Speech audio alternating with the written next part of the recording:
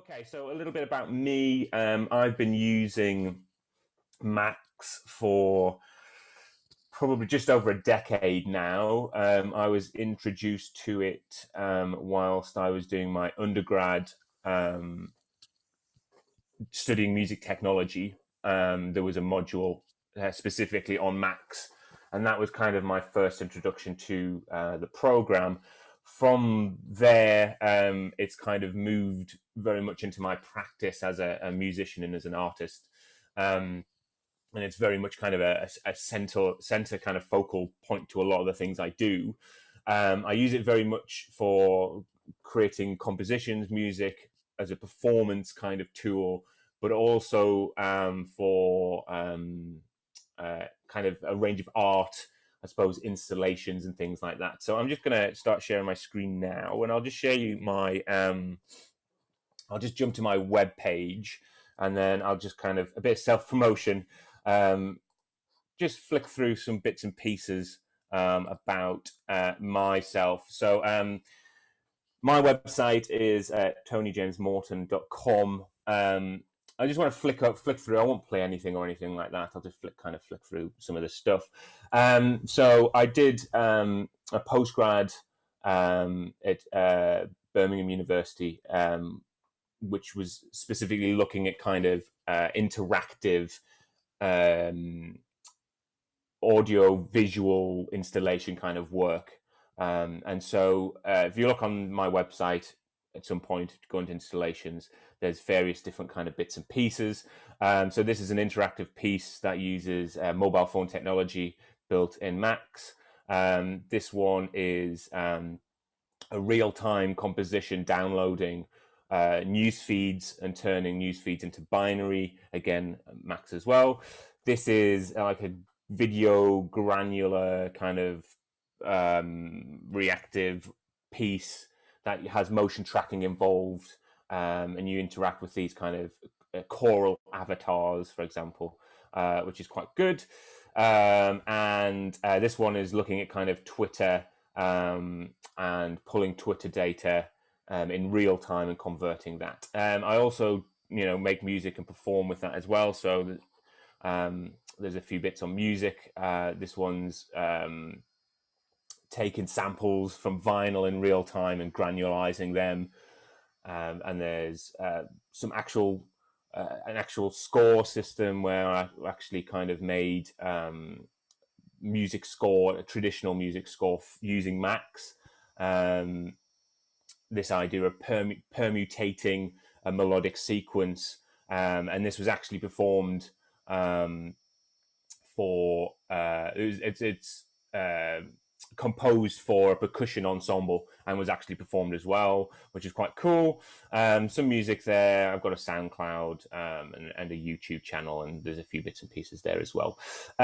Regards to this, if I just jump to academic at the end, I've got some samples here that will be handy if you don't have any audio samples. They're just little short drum samples that will be handy for one of the patches that I'll show you towards the end of the session. So there's time to download that. If you have your own audio material, then by all means just use that. It's absolutely fine, because we'll be making ultimately a kind of a little drum sequencer, so it would be handy to have some kind of drum samples. And at the end of the session, I'll save up all of those patches I've shown you that we'll be working on, and then I'll pop them on here as well, so you can have access to that as well. Questions wise, it'd be nice if we could I suppose do everything over the chat, so I can just kind of answer those questions as we kind of go along. However, there is a kind of a Q&A feature that I haven't actually tried with Zoom before, but I've got the chat up. So if you just want to ask me some sort of questions, and to if everyone could kind of see that, then I'm happy to answer those questions just as we go along. Okay, cool. So let's get started with Max. Hopefully you've all had Max. You've all got Max installed.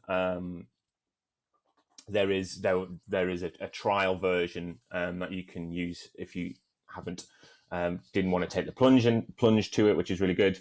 The other cool feature about Max, it actually has a subscription.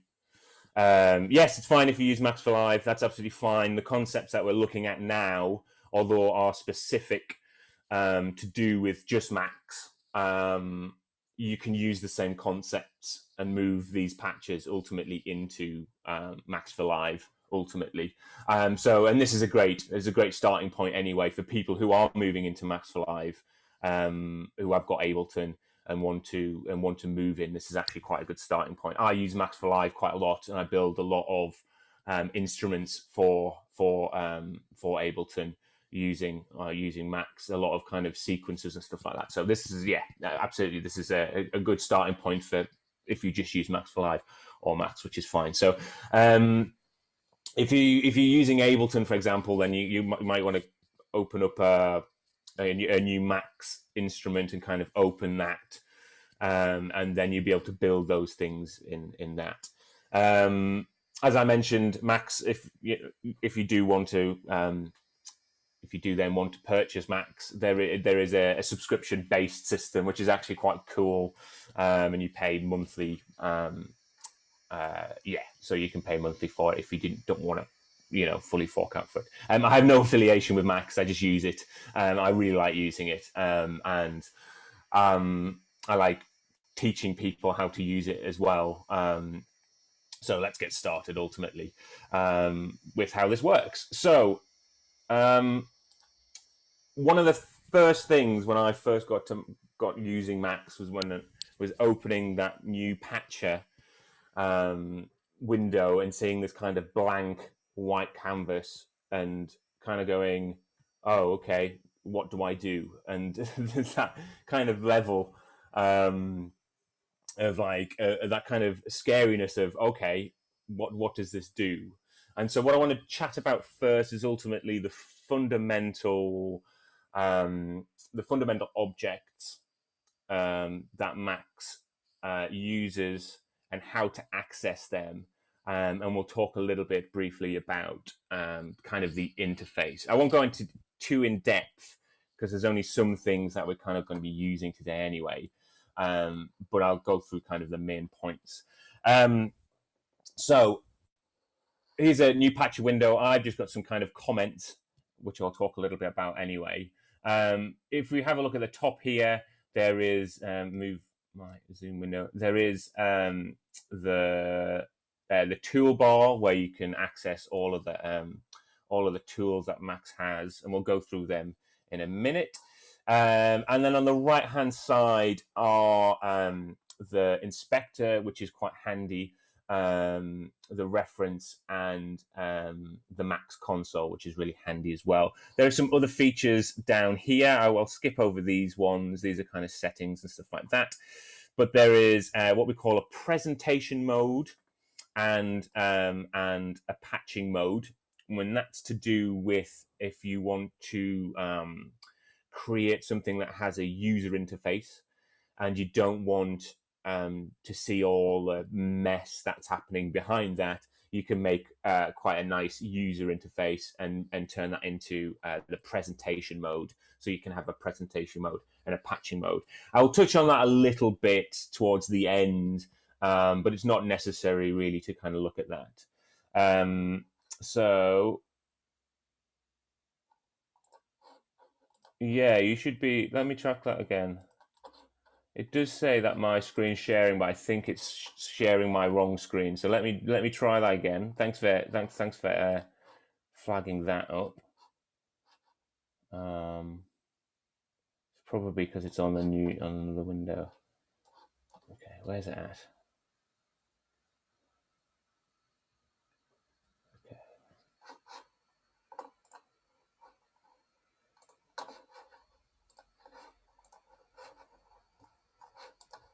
Okay. Can I just check people can okay. Can you see my screen now? Is that okay? Yeah, great. Okay, cool. I think it was probably sharing the wrong screen. That's fine. Good to see that. That's fine. Cool. So we've got as I mentioned, a patching and a presentation view there. I'll briefly kind of touch upon that a little bit. We also can lock lock the patch, which is handy again if we've got if we've got graphical interfaces and things that we want to control. It's often handy to just lock the patch, and then it's kind of in operation mode rather than editing mode. And a few back-end things happen as well to make it a bit more streamlined, I suppose, because Max is not assuming that you're going to be making changes by adding things and adding objects and stuff like that. Cool thing as well, Max has got kind of a lot of these kind of preset things, and it actually has some kind of audio samples in there, some video little clips that you can use in a lot of the tutorials and things like that. It has these things called snippets, and you can actually use VST plugins and stuff like that. Again, I'm not going to look into that because I want to kind of keep it really from the beginning of how to kind of start these things off. Okay, so I've just put these are comments here that I've just added, just to kind of remind, just as a quick reminder of the key presses.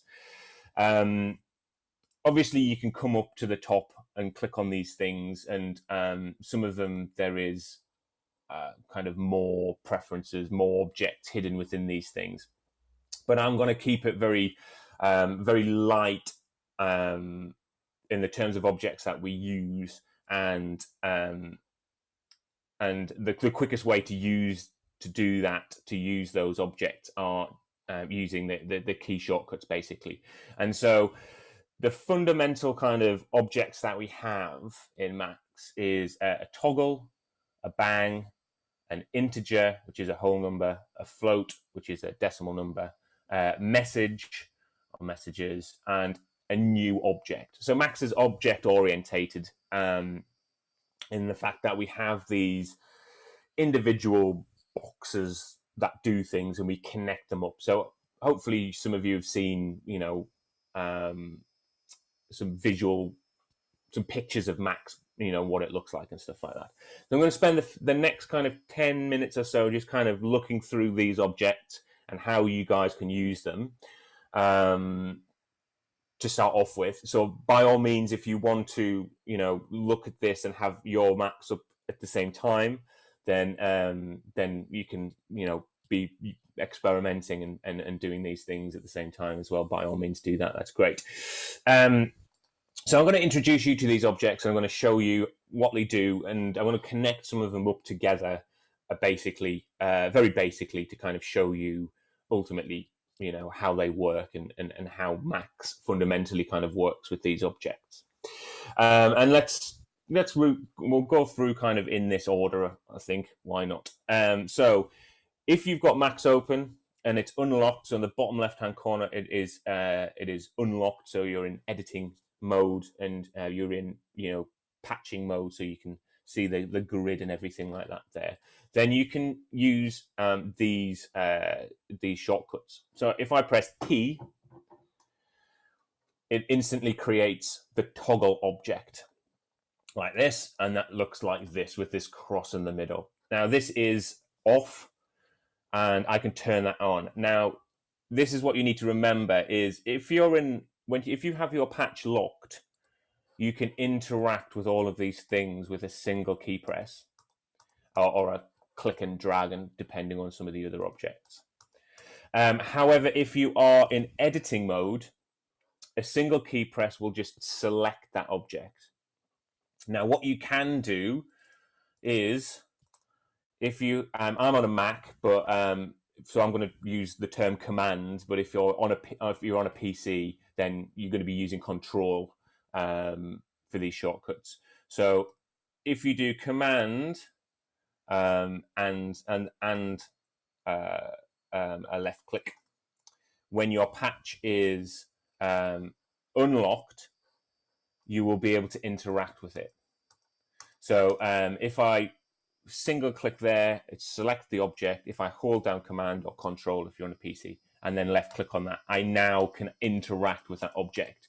So that's just an easier way of then, having to come down here and lock my patch to then interact with it. I can just use command or control to then interact with it. Okay, so what does fundamentally then, let's look what toggle does. So we've got this on off, but does it output an on off? Well, it doesn't actually. It outputs a number. It outputs 0 and 1. So if I create, let's create an integer here. So I'm unlocked again. I've got the grid, so you can see that. I'm going to press I, and I bring up a number. Now the number you can click. If I interact with the number, the integer object, I can drag this up and down, and an integer is a whole number, so we can see that.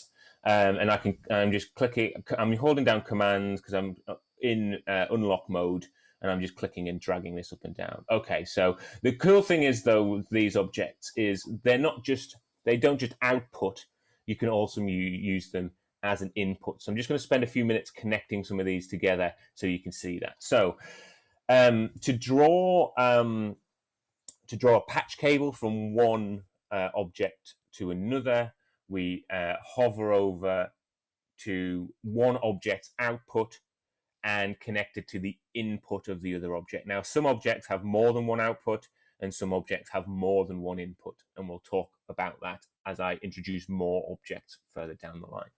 So one of the cool things as well with Max is if you hover over any of these inlets or outlets, it will tell you what they do. So for example, I'm hovering over this and it says output 1 or 0 when toggle is set. I would always remind you to do that because it is handy to look at what the inlets and outlets do and just reminding yourself what some of these things do. But ultimately the toggle only has one output, so I can hover over that and I can see what it does. But it also has an input, so I can control this toggle with something else, and I'll talk about that specifically in a second. This a number. It has if I hover over the inlet at the top, it says number set displayed, number, and repeat to output. And again, I'll talk a little bit more about what those things kind of mean. And then we have output. So we have output incoming or entered number, or bang when tab key pressed. Okay, so I'm not going to use the outputs of this. I'm just going to connect from here to here. And then when I use my toggle, so again, I'm unlocked and I can hold down Command and I can press my toggle. We can see that when this toggle is on, it emits a 1, and when it is off, it emits a 0. I'm just going to add some other things. So here's a float, and we can see that does that. And then I'm going to use a message. Now, a message is really good at displaying things, but it can also be used to send things. But so I'll just hover over these so you can see it. It says trigger the message, changes it. That's the first inlet. The right inlet, set the message without output. So that's just kind of viewing something. And then the output is message result. The message, if you command and click on that, it will actually output what's stored into that message.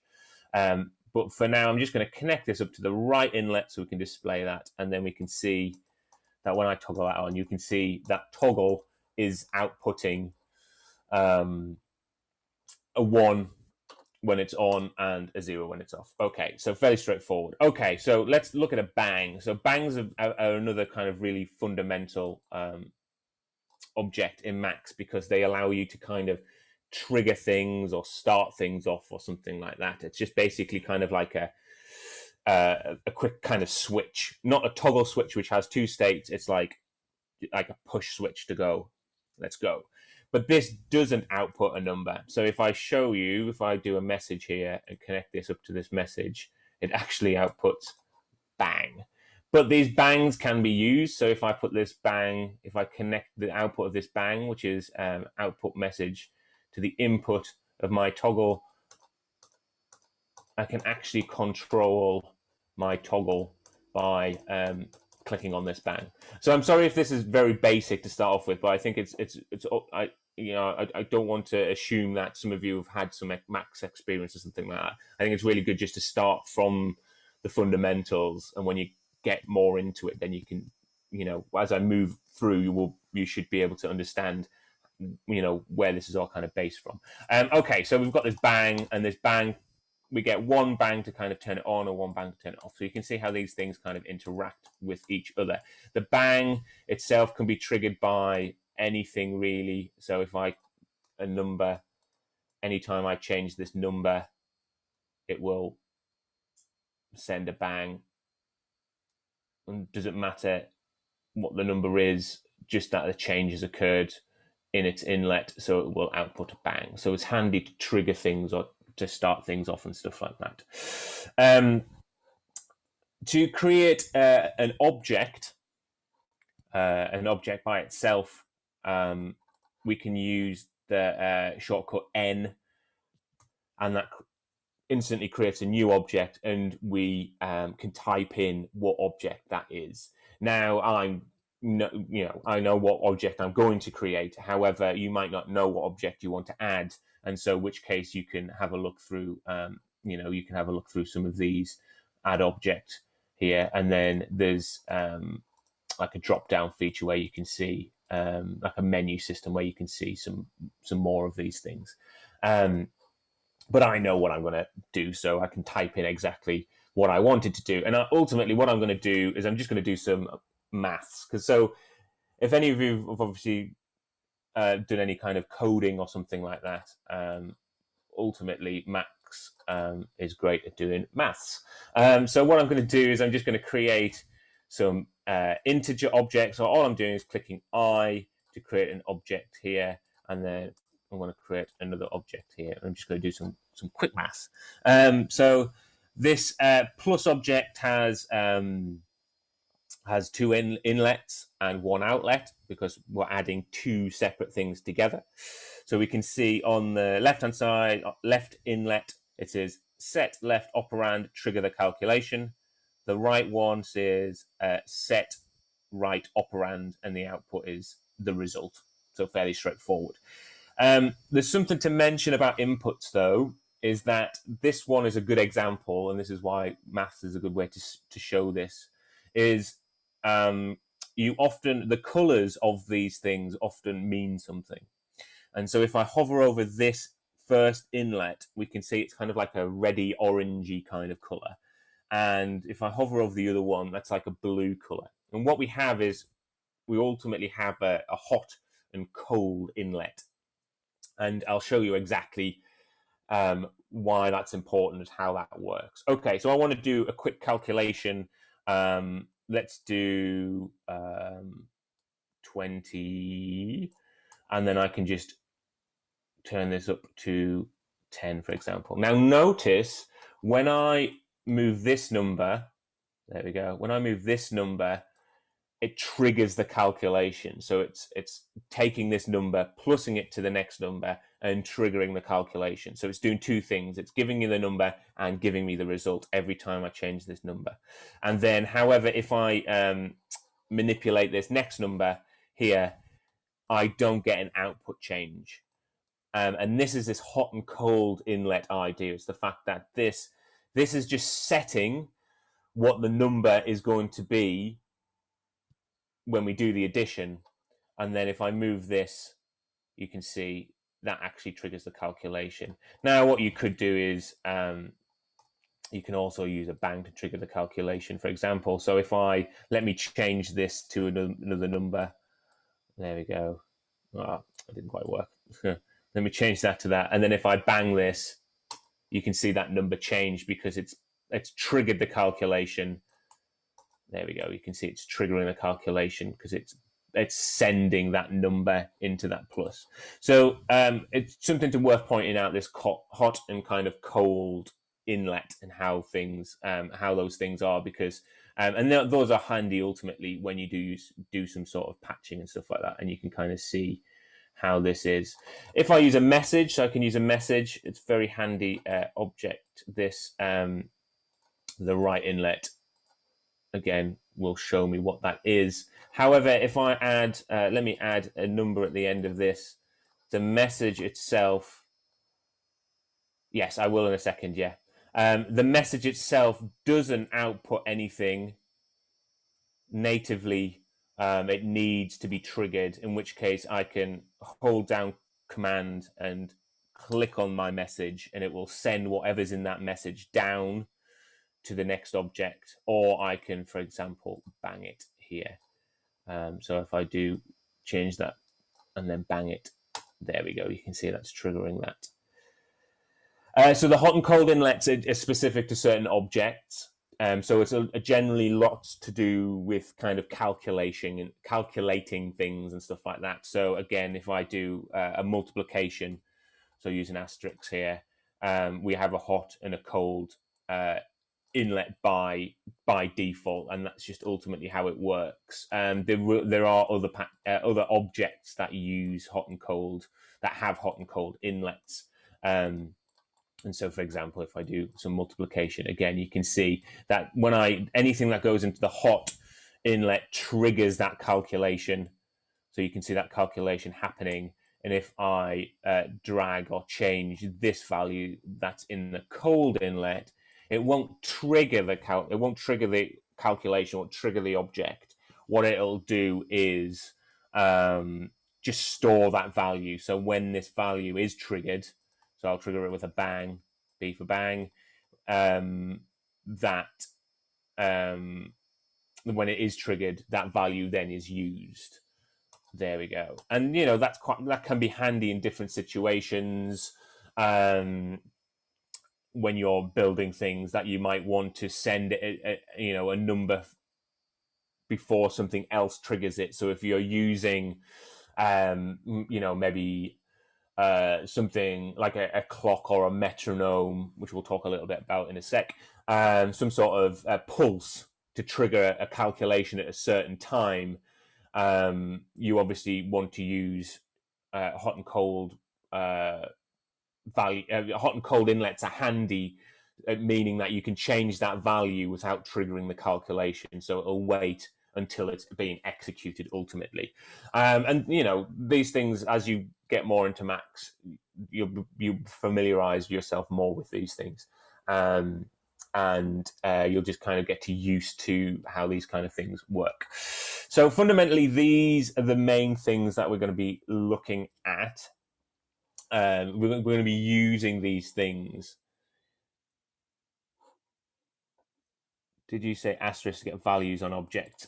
So the asterisk is just multiplication. So if I create a new object and just do the asterisk, that just you can see actually when I press asterisk, I get a choice of Max is trying to interpret what object I want, and I just click the top one, the multiply to object. However, if you look down the list, there are other multiplication objects, or multiply to signals. So if you were using audio sound, you would multiply with signals. If you were using this JIT unary operators, that's to do with visuals and stuff like that. And if the asterisk is not showing, is that something specific? Are you trying to do that yourself? And you can just click on, if I can just click on that and then click enter, then it does that. Maybe I wasn't quite clear about that. So if I go create new object and click plus and then click enter, that will do that. Or again, I can do the asterisk again, for example, and then double click on that and then press enter. So maybe I wasn't explicit about that to create the object. And then minus as well, for example. Not underscore, sorry. Minus, subtract two numbers, output the result, and we can do that. We're coming in. These are just mathematical operations to start off with, but the next patch I'm going to show you actually has named objects, or objects that specifically do things. So we'll move on to that. In a second. So ultimately, this is the fundamental starting point. We're sending numbers and messages to objects here. We also have signal, as I mentioned, and I'll talk more about that later on, which is actually an audio signal. But ultimately, we can send these messages to each other. And I'll just spend a little bit more time with the message, actually, because I think this is the message object, which is quite, because I use it quite often. If I do this is quite a good example. So I've got a message, hello, written in a message. And if I command and click on this, it will trigger that word, that message object, which then will send the message that's written into it down into the next object, which is in this into this other message. If I click on this, we can see it moves into this next object. However, this hasn't been triggered because I've used the cold inlet, which is another example, another good example. We've used the cold inlet. What I can do is just a command click on this object to move it down to the next one to cascade it. But if I'll just do a bang into that left inlet, and it says there, if I hover over it, it says trigger the message, and then I can click on that. And then it actually triggers the message. So this is just the kind of fundamental starting point, and it's good to just kind of familiarize yourself with these objects and how they connect together. Get used to connecting objects, get used to connecting objects together just by left clicking and clicking on the other one, left clicking, for example, and then left clicking on the other object. Once you do, if you have connected something up, you can click on these kind of, if you want to move it, for example, move that patch chord, we can hover over the little kind of node or, I don't know, module blob thing, this red little blob here, and I can move that, and then I can click it into something else, for example, if you wanted to. To delete patch chords, you just left click on them, they're selected like that, they go blue, and you can just click backspace, and that will just delete that. You can select more than one patch chord at the same time if you wanted to delete multiple ones, and I'll talk about that a little bit as we move on ultimately. Okay, so that's the basics of just kind of doing really simple things. If you've ever done any sort of coding, for example, text-based coding, then you would spend a lot of time just doing calculations and doing mathematics and stuff like that. So Max is very much built on that idea anyway. But we have more complicated objects that have names and that we can use. So very similar to coding in that way as well. Okay, so I'm just going to move on to this kind of next patch, which is here. Again, I'll put all these patches on my website so you can have a play around with these. Okay, so we're actually going to make some sound. So this is the point of today, is to actually have some sort of sound playing. So I'm going to talk you through this patch. We're going to make this patch. But what I want you to do specifically with this one is I want you to kind of build this patch and then make some changes to it and to kind of just experiment with it ultimately. So I've introduced there's quite a few new objects here. We can see that there is some that we have already looked at. So there's a toggle at the start. So we can assume the toggle is going to start something when it turns on, and when it turns itself off, it will stop doing something. We can see that. There is a bang as well, so we can see that something is being triggered.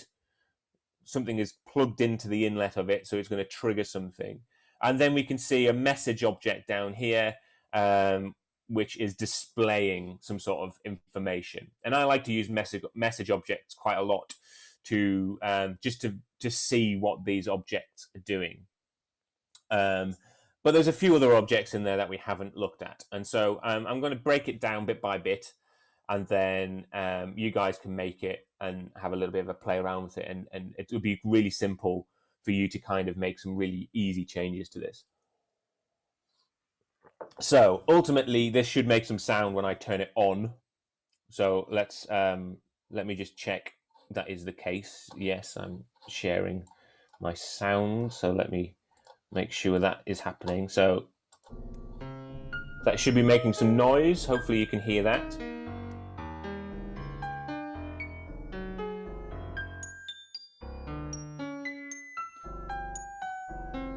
Okay. Yep, sounds good. Excellent. Well done. Very John Cage. Yeah. So, and I'm going to break down exactly what that does and why we hear some sort of sound from that. So let's start right at the top, because I think that's the best place to start. So we've got this toggle. So I'm just going to build little bits of this next to this, but I'm going to leave that there so you can have a look at that, and we'll chat about why it works. I'll talk about why it works. So I've got a toggle to start off with. We know the toggle turns something on, turns something off by sending a 1 or a 0. Now, this next object is a very important object. You will use it a lot of times, and that is called the metro object, and that is basically a pulse. So imagine a meter, a metered pulse that outputs a bang at a certain meter, and this is this value that I've typed next to it is in milliseconds. So I'll just do that again. Sorry, because I want to slow myself. It's hard to slow myself down sometimes. So I create a new object, typed in metro. You can see it there. It says comes up at the top. There's some other variations on metro there, which we'll talk about in a bit. It says output a bang message at regular intervals. So it's like a metronome. It outputs a pulse, but a bang at intervals. And I can click space, and then the cool thing again with Max is if you type in the object and click space, another drop down will happen, and it will tell you what those arguments are, or attributes, for example. And you can see that arguments is interval, which is a number in brackets. So it's expecting some sort of number, and ultimately that number is in milliseconds, and it's how many pulses per millisecond it's going to output ultimately. So the gap between each pulse ultimately. There is also an attributes drop down here that has some other parameters that we can tell the metro to do basically. I won't really talk much about that for now, but they may kind of pop up a little bit later on. So I'm just going to type in then. I started with a metro 250. I'll double that. Let's do 500. So all I did is new object, typed in metro space 500, and then I'm going to click enter, and that creates that object. And I'm going to connect that up to this. So I'm using the toggle object to connect up to the inlet, the left inlet of this. I know it's the left inlet, but to be sure, just hover over it and you can see start, stop the metronome, and that's what that toggle is going to do. If I hover over the right inlet, it says set metronome time interval. Now that's handy because that allows us to dynamically change the speed of this this pulse, which will get involved in this with this patch, which can be really handy and really powerful. I'm just going to go B, create a bang underneath this, and then connect that up, and then just turn that on.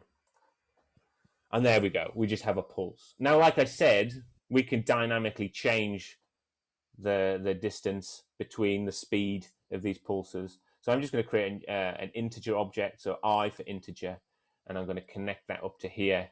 And then when I click and drag this up, we'll see the change there.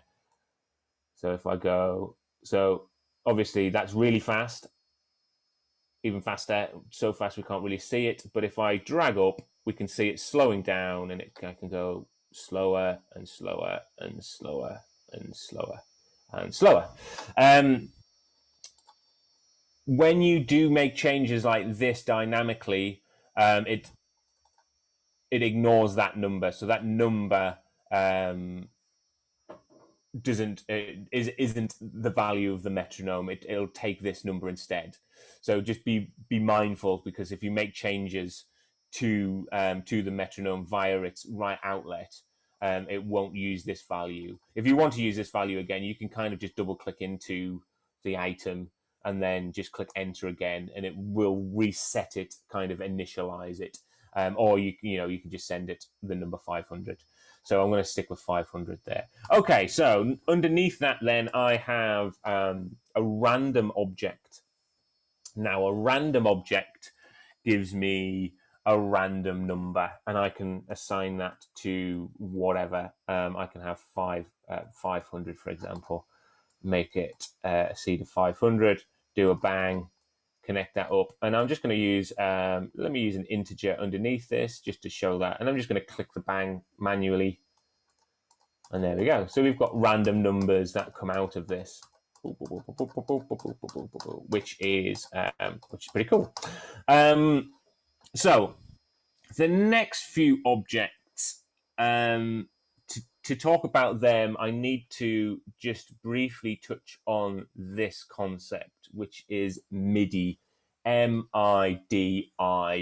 Now, you may have heard that term before. If you are involved in music and you compose and you make music and stuff like that, then you probably are aware of that. You can change the instrument of the MIDI, the sound. Do you mean the sound that I'm playing back? If you do, you can actually change the sound of what's actually playing back. It defaults to the piano, and I'll talk specifically about that in a minute. Eventually, I've got a little synthesizer, so we're going to be using that later on. But for now, it'd be good to just talk about and concentrate with MIDI and how that kind of works. So MIDI stands for Musical Instrument Digital Interface. Not to give you too much of a history lesson, but the concept came out in the 80s. It was invented by a guy called Dave Smith, who still manufactures quite high-end synthesizers. And the concept was that he wanted to create a system that would allow for communication between instruments. And ultimately what Dave Smith wanted to do was he wanted to have a control on the front panel of his synthesizer that he could change to control different parameters. Because before that, synthesizers were very big analog, one knob per parameter that couldn't be changed.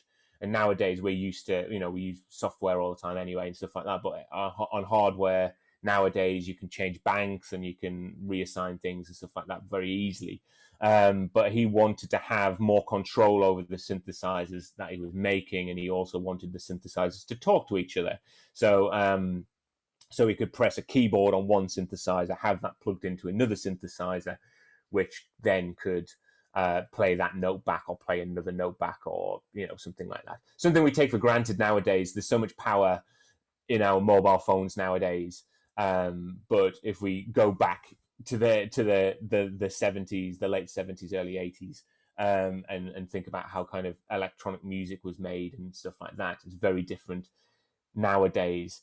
And so you would have a box, a sequencer box, or a computer, an old Atari, for example, or something like that, that would send MIDI information. So it would be sending what note's being played, how hard that note is being pressed, and things like that. And that would send all that information to all of the keyboards that you were being plugged into this big box. Again, that's something we take really for granted nowadays. If you use Ableton or Logic or whatever, you just open up, a soft plugin, and ultimately you're playing it using your MIDI keyboard or your computer keyboard. But ultimately, fundamentally, what's happening behind that is actually still MIDI. It's still MIDI that's happening behind that. It's just working totally within your computer rather than via different devices. So it's just a protocol that allows you to communicate between other instruments that have MIDI. And computers still do have what we call a MIDI synthesizer built into them, and which you can then use for playback. Again, so another kind of history lesson is the reason why those were kind of developed were kind of based around kind of computer games and stuff like that. Nowadays, computer games are gigabytes with real soundtracks and recorded audio and stuff like that. Whereas previously, if you had a game on a floppy disk, for example, or something like that, you didn't have a huge amount of memory on that, so you couldn't have real live recorded audio. So what you had to do is you would have a MIDI file on there which would have the music, and that would use the computer synthesizer engine almost to play back those sounds. And so that's something of a kind of a legacy thing, but they still have this kind of what we call a general MIDI synthesizer. And so when I turn this on, like we heard, that kind of piano sound is being played back by the internal kind of MIDI synthesizer in there. Don't get too bogged down with it. I'm really interested in MIDI and I really love it. And we'll make it work for us on this to kind of help you kind of understand with that. Let's then, so we've got this random note in this make note here. So link to MIDI, you'll notice I'm using random 127. That is a really important number as a really important number with MIDI, and that is ultimately the range of pitch, of velocity, of pitch bend. Lots of MIDI parameters are based in this range. Now it's not actually 127. It goes from 0 to 127. So there is 128 levels, parameter levels, ultimately steps. So imagine that's like steps, and it's a really important number. We use because that's basically how MIDI works. And so again, if you make music and you've got maybe a controller, for example, I'm trying to look around, something like with a knob on, for example, that you can turn a tactile knob and you MIDI assign that to something in your computer and you turn that knob. Ultimately, it's outputting the number 0 when it's all the way left, and when you turn it right, it's all the way right. It's outputting the number 127 and anything in between. So it's that's your kind of standard range is 128 steps from 0 to 127. So that's just something you just need to be inherently aware of and to know about. And like I said, that links to pitch. So the pitch playback can be note 0 to note 0 to note 127, or velocity. So how hard that key press is happening. Imagine a keyboard, kind of how hard, if I was manually pressing that keyboard, how hard I'm actually pressing it. So it's linked to the loudness of that note being pressed, that sound at that moment. Again, that's 0 to 127. And those are the main things that we're going to look at today. So we have this random 0 to 127, and that is going to be our pitch trigger, basically. That's triggering what pitch we are going to hear of this note that we're getting played back. Cool. So I'm using this thing called make note, and so if you want to build this patch with me, that's cool. We can do this together, and then you can get it working on your end, and then we'll make some modifications to it, and you can have a bit of a play around with it. So I'm using this thing called make note, and I'm just going to create a new one next to here, my new thing, make note. There we go. And that has 2 values next to each other. Well, we can actually have 3. And look, if you look at here, the arguments, we can have a number that is representative of velocity, so how hard it's going to be played.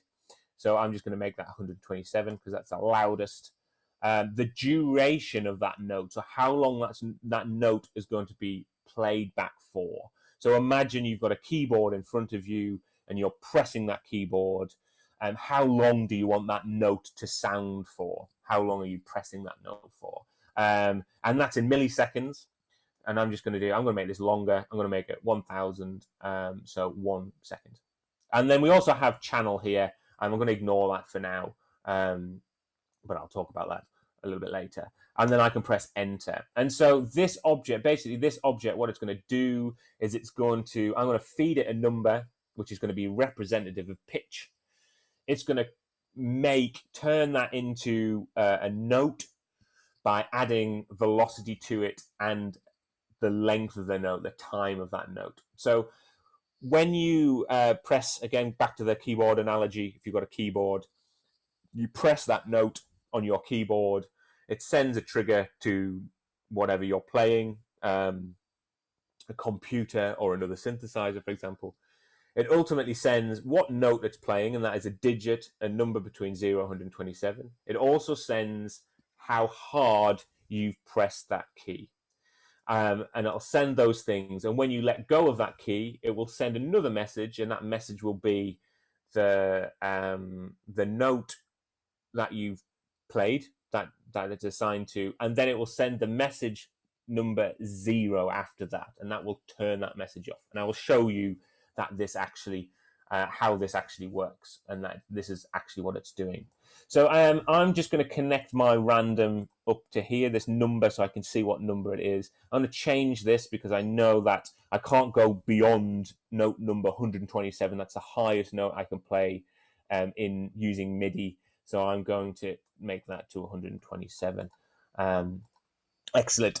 So again, use the inlets, have a look at the inlets. So I'm hovering over here and it says pitch. That's what I'm doing. I'm sending a pitch note.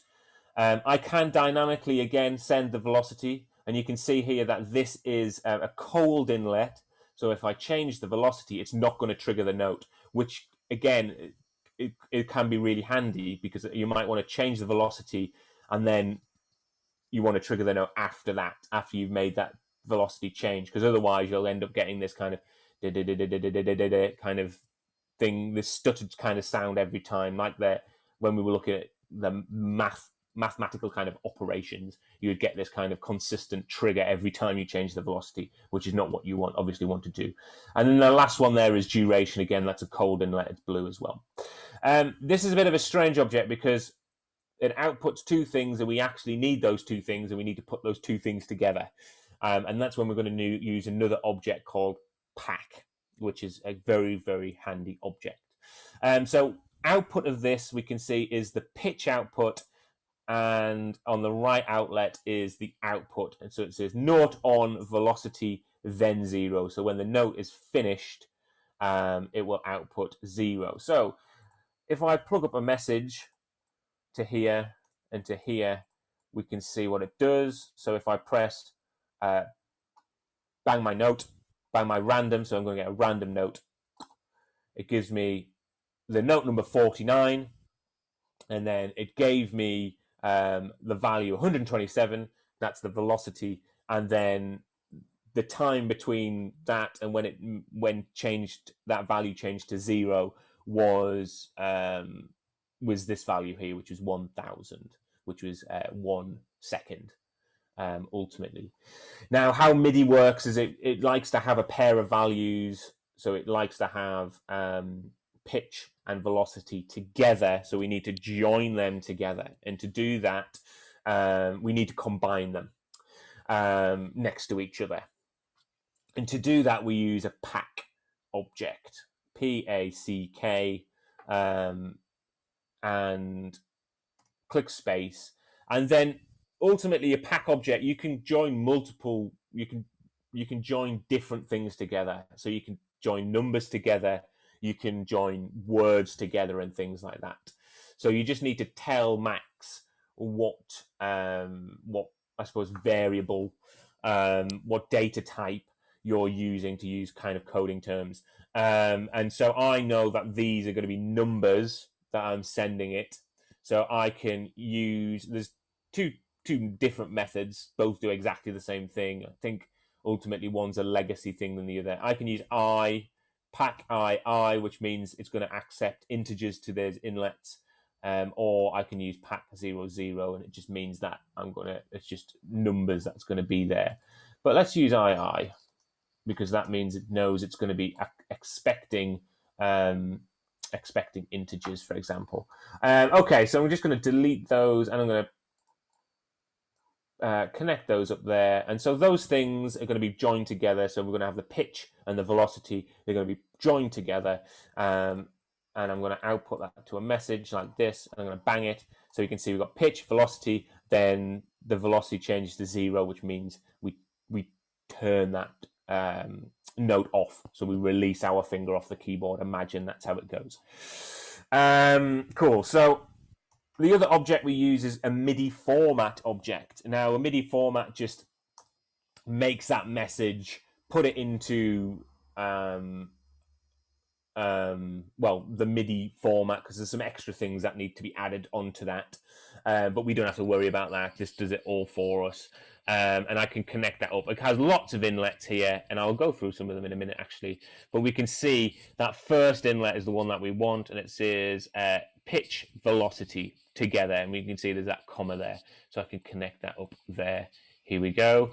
And then I'm going to use a MIDI out, so I'm just going to type in MIDI out. Oh, if I could spell it right. There we go. And then we can see transmit raw MIDI data, and I can click on that, and I can click that here. And now if I click this bang, I should get some nice piano sounds.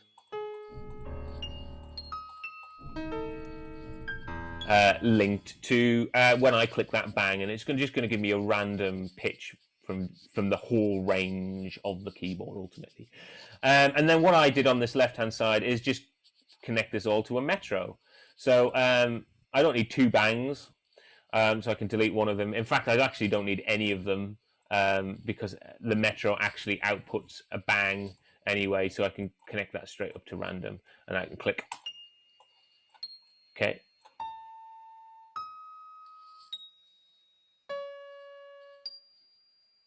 Cool. Okay, so the MIDI format object just it adds some extra things onto it because MIDI is a binary language, and there's some extra things that need to be added to it to basically tell the MIDI synthesizer that it is actually a note and not something else. Ultimately, we don't really need to worry about that. But that's what it does. In fact, I'll show you. In fact, I may as well. I'll show you what it does and introduce another thing about Max. If I come to the right-hand side of Max over here, we've got some really handy things. So the inspector, the reference, and the Max console. So if you've done any sort of coding or anything like that before, you might be familiar with a console. It's a kind of a log to view things, and if anything goes wrong, you'll see errors within that. Okay, I've got an error there, but that's not linked to what I'm doing now. So I can clear that, and that's just popped up there. And so this is kind of a log of, you know, things that will display errors and things like that. So very similar to a console if you're a coder, for example. What I can do is I can use a print object, print, and we can print out to the console, which is really handy if you're debugging or you're not too sure how things are working. And I'll show you the difference then. So I'll show you what the pack object does. And so if I turn that, if I look on the right hand side, we can see that's coming from the make note. It's joining our notes together, and we can see what that looks like. So we get the note, there we go, and then we get the note off after it. I'll stop that there. We get that note off. So we get the note here 20, 127, then we get the note 20, 0. So it prints out everything that's kind of coming from that. Now I'll clear that, and I'll show you, I'll connect it up to after the MIDI format to show you kind of what's added, just for reference. So before I had it connected to the pack, now I've moved it to MIDI format, so it's going through the MIDI format object. Now if I do this, you can see it's made that information look very different just because that's how MIDI wants it. It uses a message 144, which is actually a note message. Say it's saying, I'm expecting a note. What's that note going to be? It's 127. What's the velocity be? It's 120. It's what's the velocity? 127. Okay. Then okay, 144. That's another note message. What pitch is it? It's 117. What's the velocity? 0. Don't get too bogged down with that, but it's just adding some extra things onto that and reformatting what that message looks like, so we don't have to worry about it basically. But the console is very, very handy, and you just access that with a print and pull it out. I can put it away again there, and you can see that. I'm just gonna delete this because otherwise I'll get loads of things clogging up my log. So ultimately, we've created some sort of random piano sound thing, which this one is working at 500 milliseconds. Now, this is kind of a little bit of time for you guys to experiment with this in real time. I'm going to just make a few changes to this to show you kind of where to start from, and to get you into the idea of how we can make these things change, basically. So one thing we can do is, obviously we're using a full range here, range of the keyboard. I might not want to do that. What I can do is I can scale that. So I can scale that that range 0 to 127 and make it smaller, for example. So I'm using a scale object, and a scale object has will scale the number to what I set it as. So I need to set what the minimum number is. So let's say I want the lowest number to be 48, for example, and I want the highest number to be 72. So ultimately, over 2 octaves. Don't get, but I won't go into too much music theory, but I'm using an octave because each note, there are 12 numbers, 12 notes in an octave. So I'm using a range of 2 octaves there.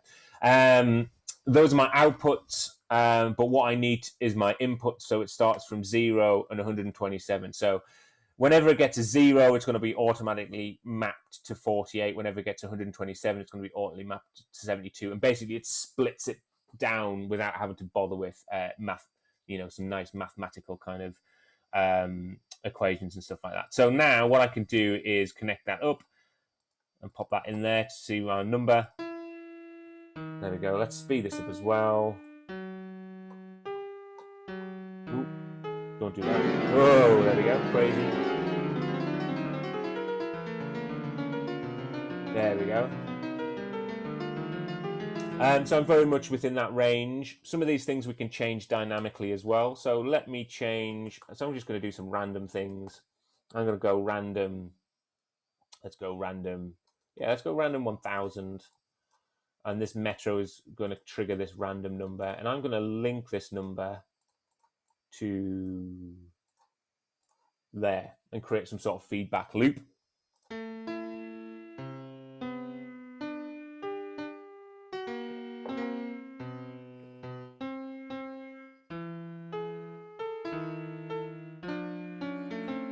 So you can see after every note is being triggered, it's also allowing you to modify the rate of the metro. So the metro pulse is never the same. It's going to change totally by random, which is really cool.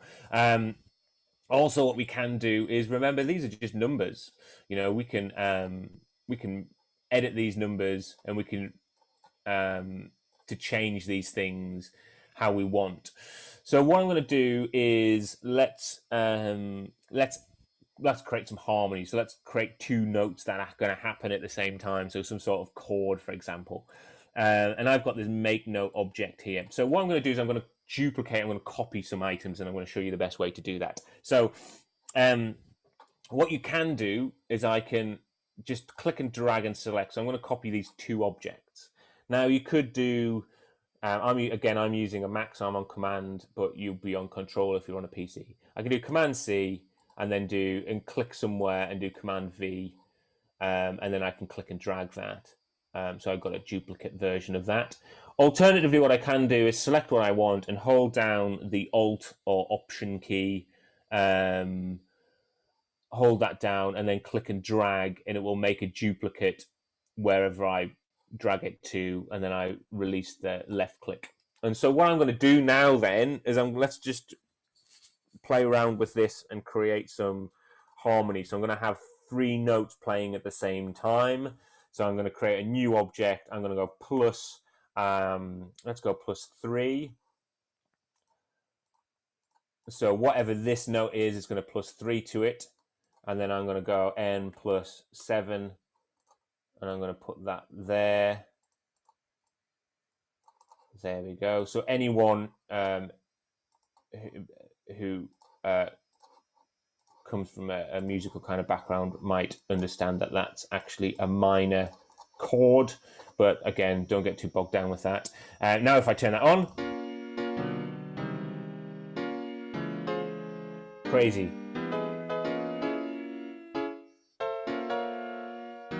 Cool. Bit mad, but that's good.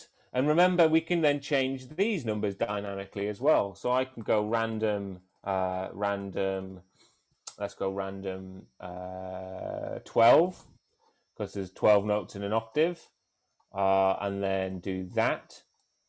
And then do the same to the other one. So I'm going to hold down Option and drag that. In fact, I'll make this sequential, so I can put that one in that one, that one in that one. So we're creating this kind of generative kind of chord thing happening. Oof.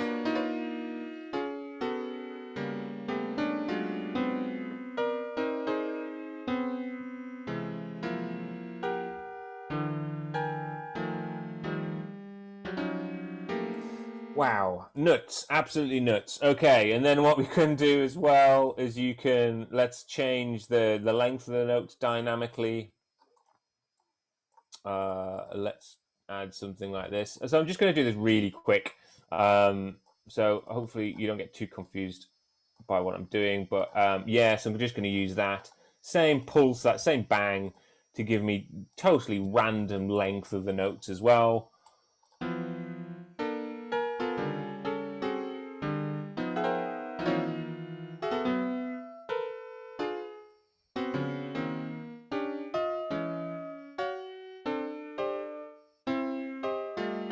Okay, totally mad.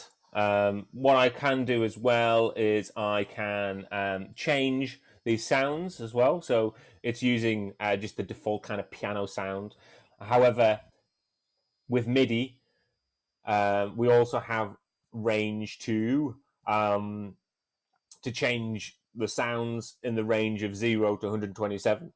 So if I come down to MIDI format and hover over these, we can see we've got some extra things. So like poly key pressure, for example, control change, program change, aftertouch, some extra things that aren't entirely useful for what we're going to be looking at, but we can change the program change here. So I'm just going to create an integer and connect that up to program change there. And then I'm just going to change that randomly. Okay, kind of like a music box. Okay. Glockenspiel, maybe, something like that. Ooh. Mad. Electric guitar.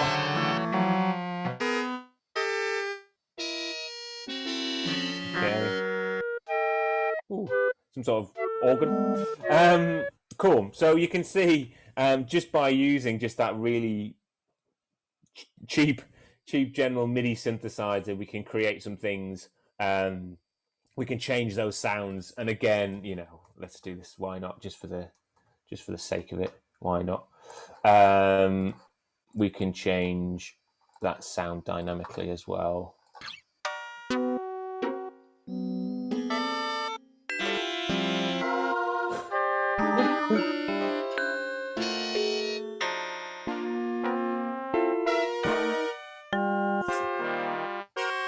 Cool. So there we go. So that's one way of kind of creating some generative, I suppose, some generative sequencing by doing some kind of random, using lots of random. Now, the next few things that I'm going to look at aren't going to be random. This is a bit of a bit of a mess, not very musical at times.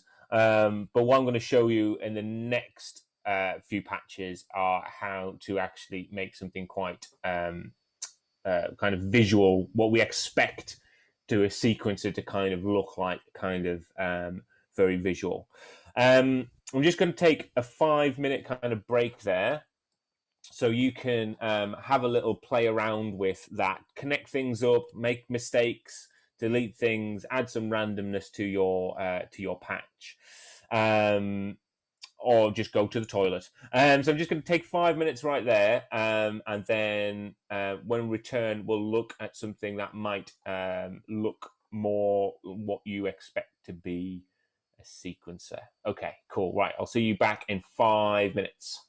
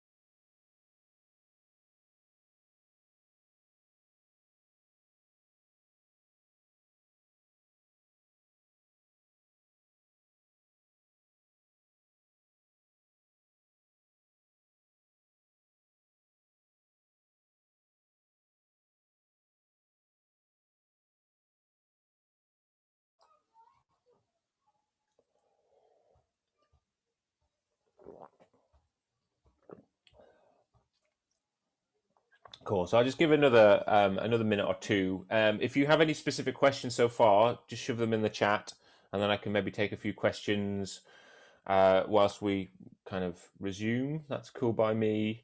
I'm aware that I might be going a little fast, but I do want to kind of cover quite a few concepts. But yeah, if you want to ask some questions, by all means, you can pop some stuff in there. If you want, I'll give it another minute or two, and then we'll resume.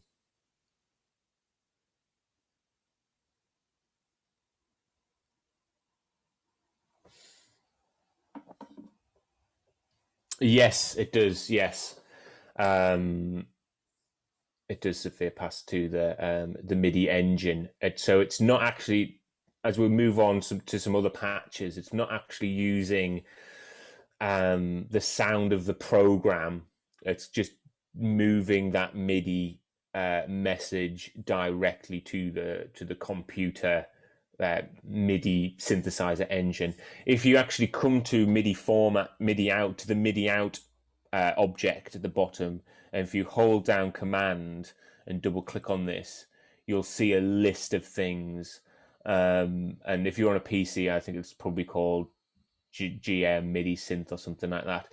On Mac, it's called an AU DLS Synth 1, for example. You can also send this MIDI to other places. So you might have another program, for example, that you can do that. So if you wanted to send MIDI from Max to MIDI in, I don't know, Logic, for example, or something like that, then you could do that using the computer internal kind of thing. So this has kind of from Max 1, from Max 2 kind of thing. So you can send, it's kind of like a virtual MIDI port that you can send Max between MIDI to multiple, to different different programs ultimately that accept MIDI. So you could build a little sequencer in this and then send that note information to something else that for playback, for example. Yeah, that's one of the cool things with Max for Live and Ableton, is that you can build a lot of these things in Ableton and then get them to trigger sounds in Ableton, which is quite cool.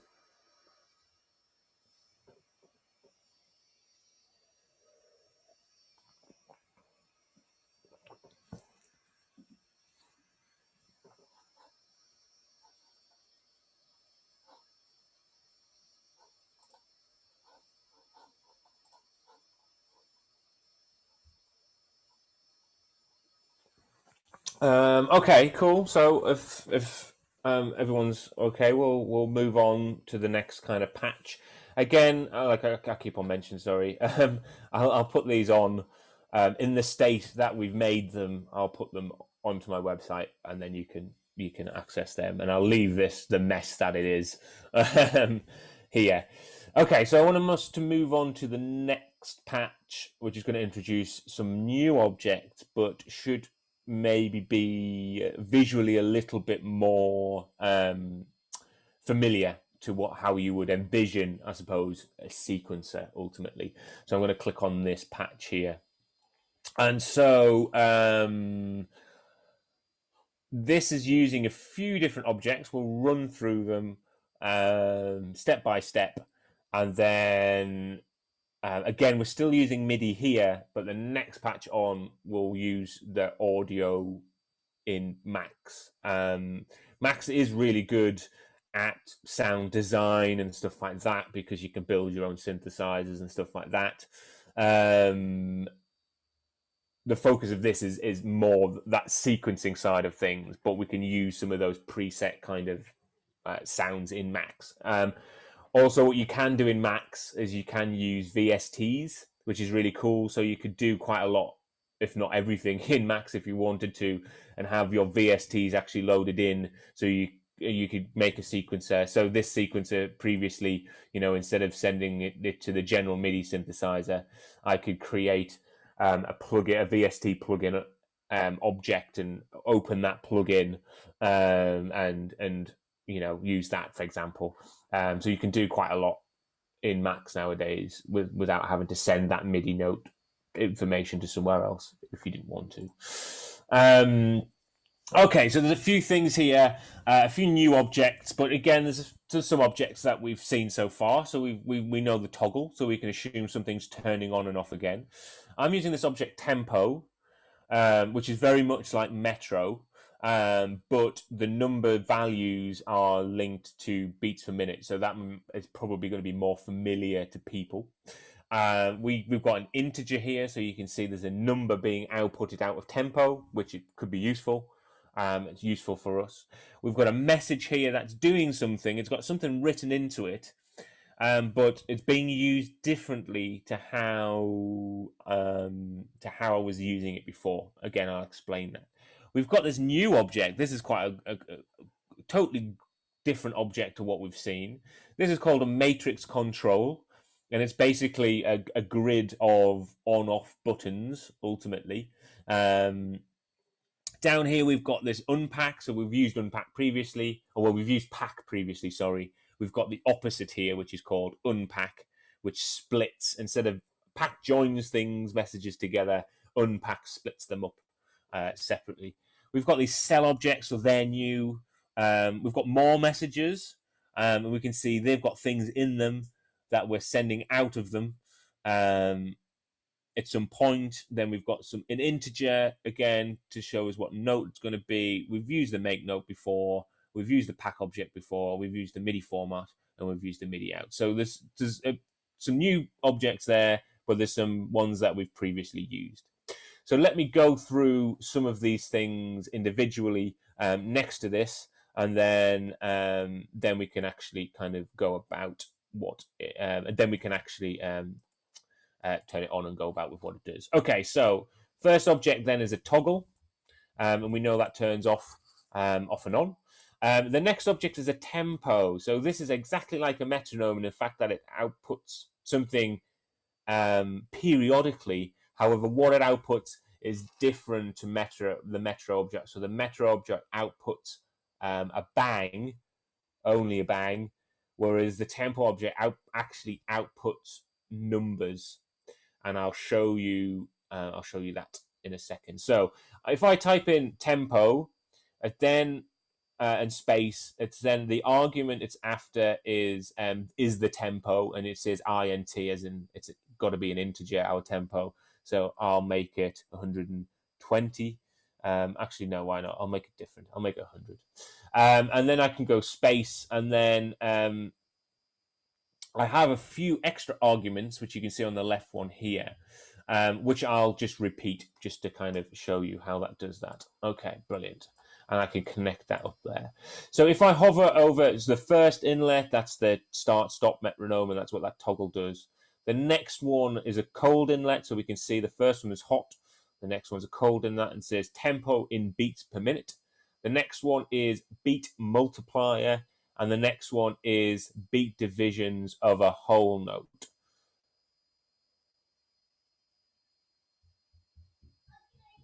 So if you're using Max for Live, the easiest way is using an object called plug sync.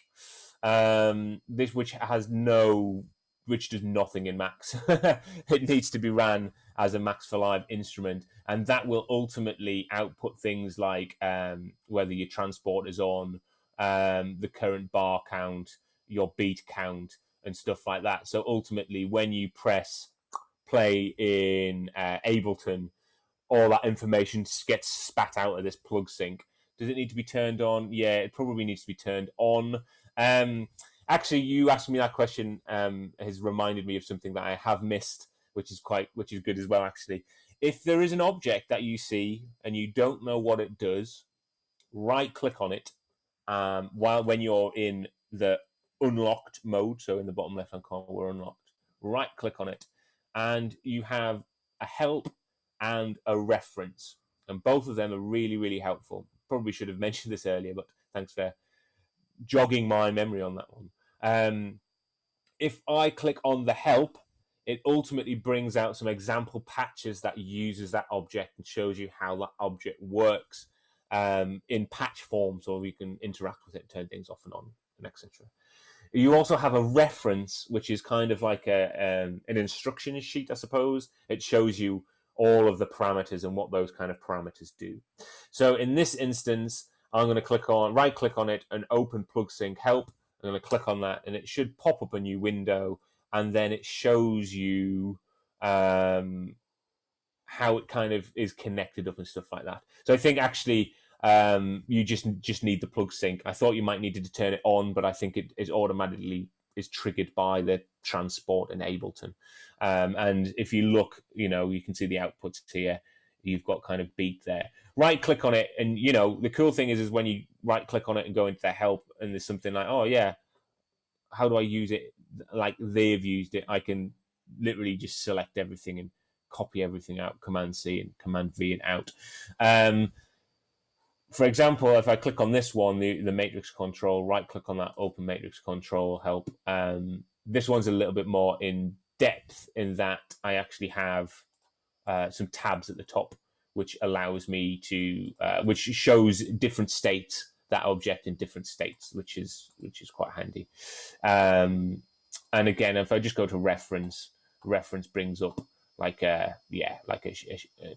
instruction sheet almost and it shows you all these different parameters ultimately, and what they do. The help and the reference is really good in Max, and it actually has some tutorials built into it, which you can find in the documents and stuff like that. But I won't specifically talk about that now. But definitely right click, help, reference. Those two things are invaluable for when you're first finding your feet and trying to decipher what objects do. Okay, so I've created a tempo. I've just made it the same as this. So we can, like I said, so I've got tempo and beats per minute. Again, these things that can be changed dynamically over time. Beat multiplier and beat divisions.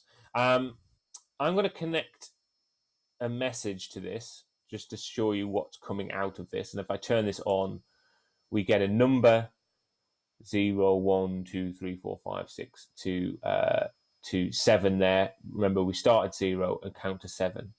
I can change this number then, for example, 16. And we can see it's doubled in speed because it's counting more numbers in that time frame. Let me push that a bit further, 32.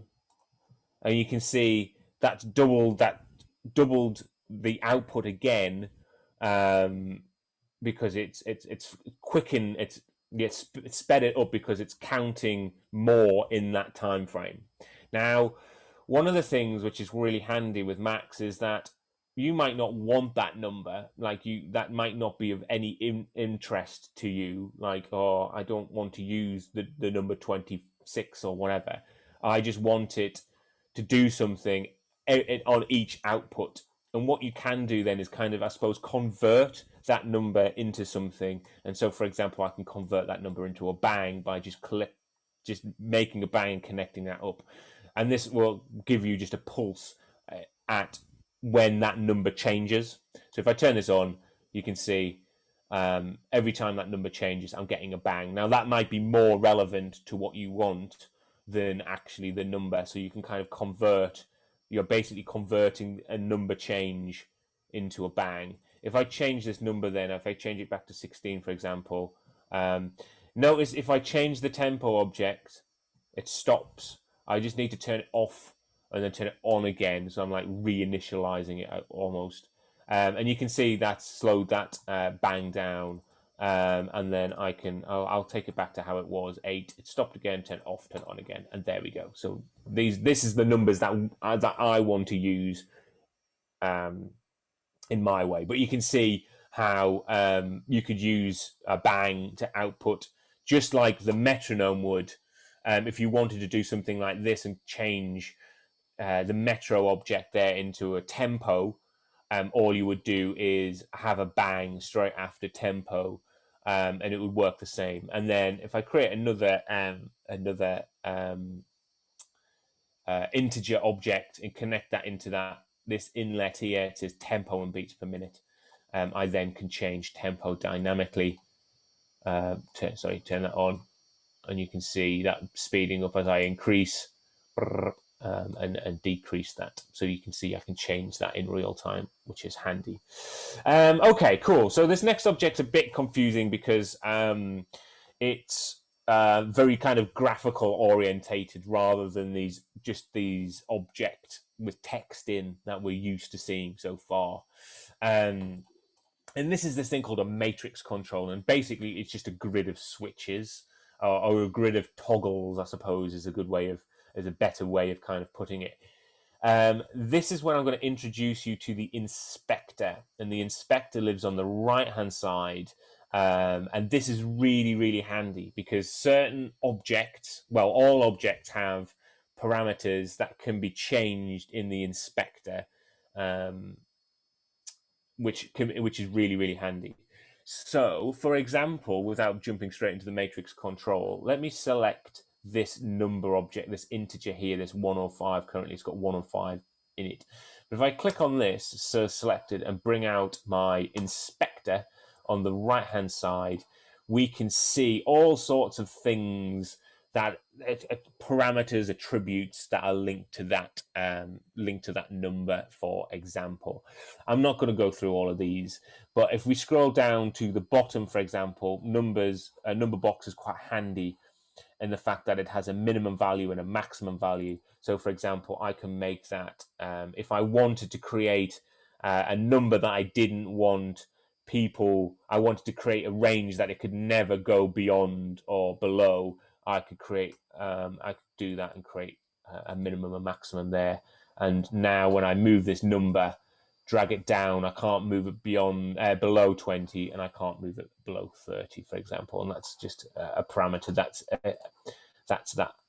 is on that number. And every object, if I click around, every object has some attributes, some more so than others.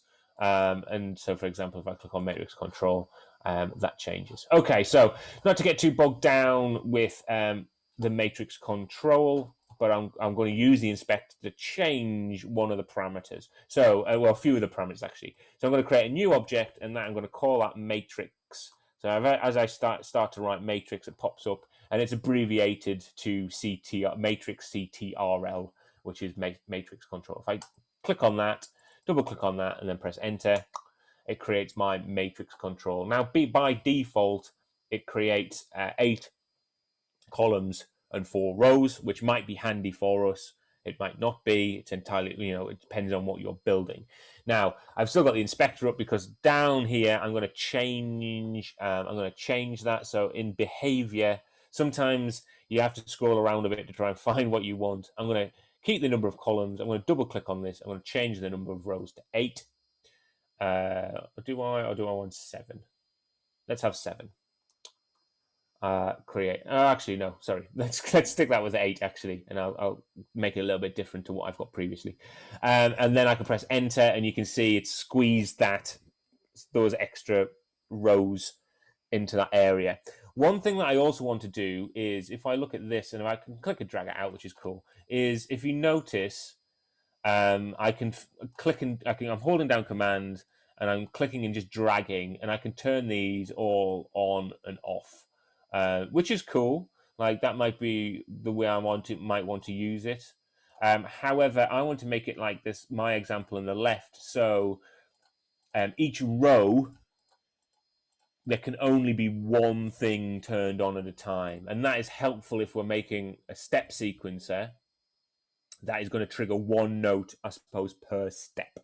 And so you can note if I'm command clicking on anyone in this row, it's kind of turning the other one off and turning the one that I'm clicking on. So only one button can be turned on per column. And to do that, to change this on the right hand side, to do that, if I drag this out a little bit further, sorry, we'll be able to see it says in the behavior function underneath the rows and columns, we can say one non-zero cell per column, one non-zero cell per matrix, one non-zero cell per row. Ours is a column, but I'll click on the other ones just to show you cell per row, so you can see I can have more than one on a. You can see it works kind of the opposite way around to this. I could have per matrix. There we go.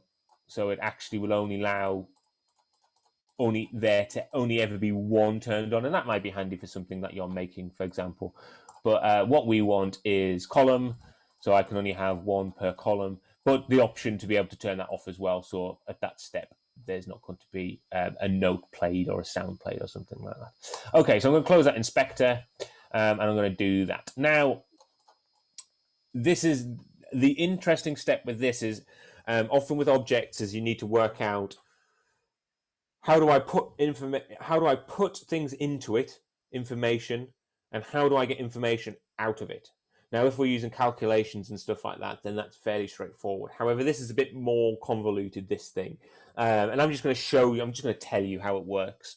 But if you right-click and go into Open Matrix Control Help, it'll show you a little bit more about how we can do things. So if you notice, I can send a coordinate system, X, Y, 1 being on, X, Y, 0 being off.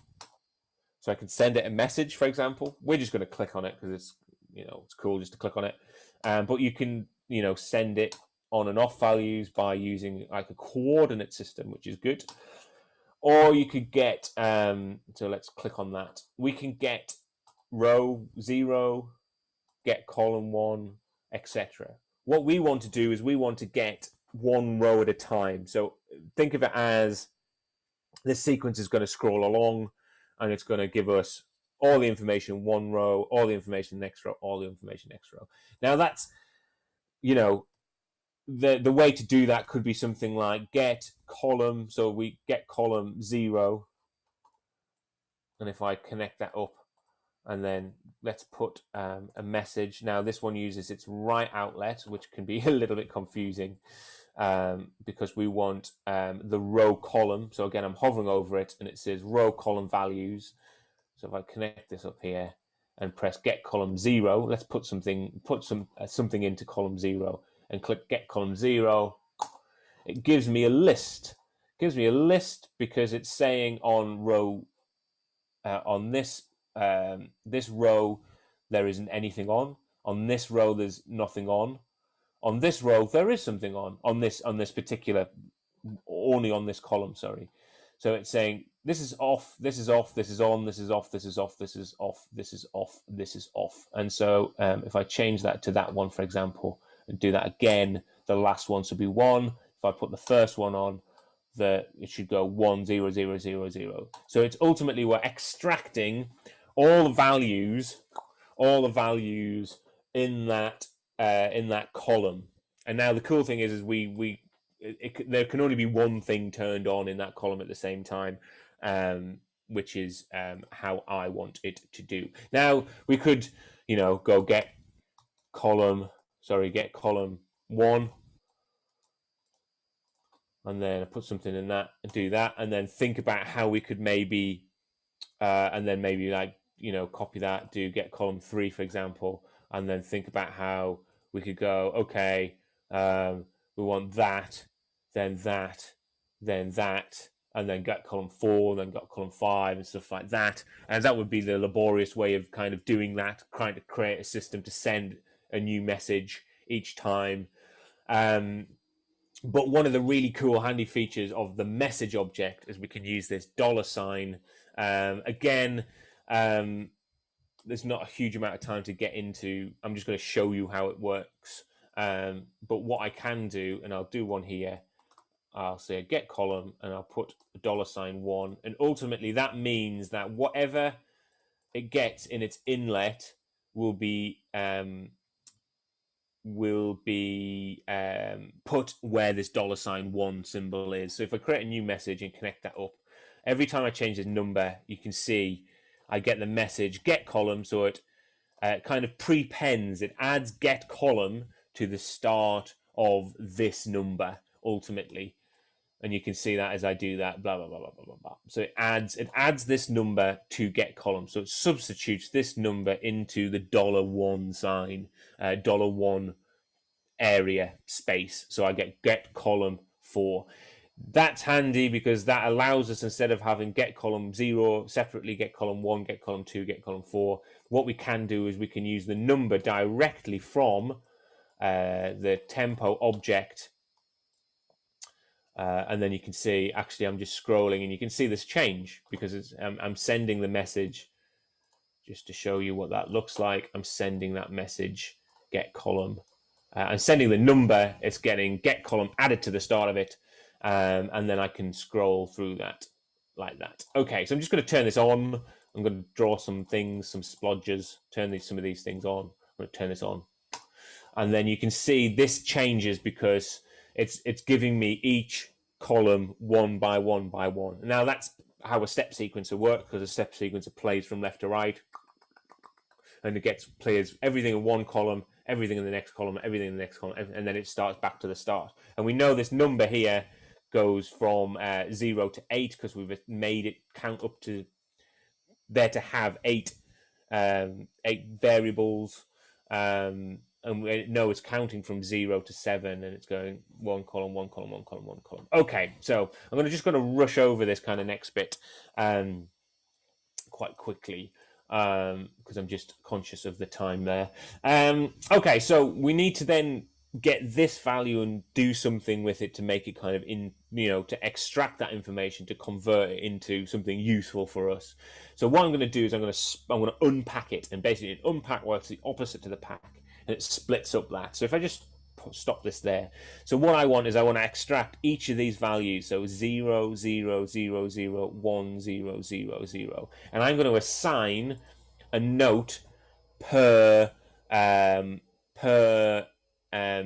one of these values. And so what I'm going to do is I'm going to unpack it.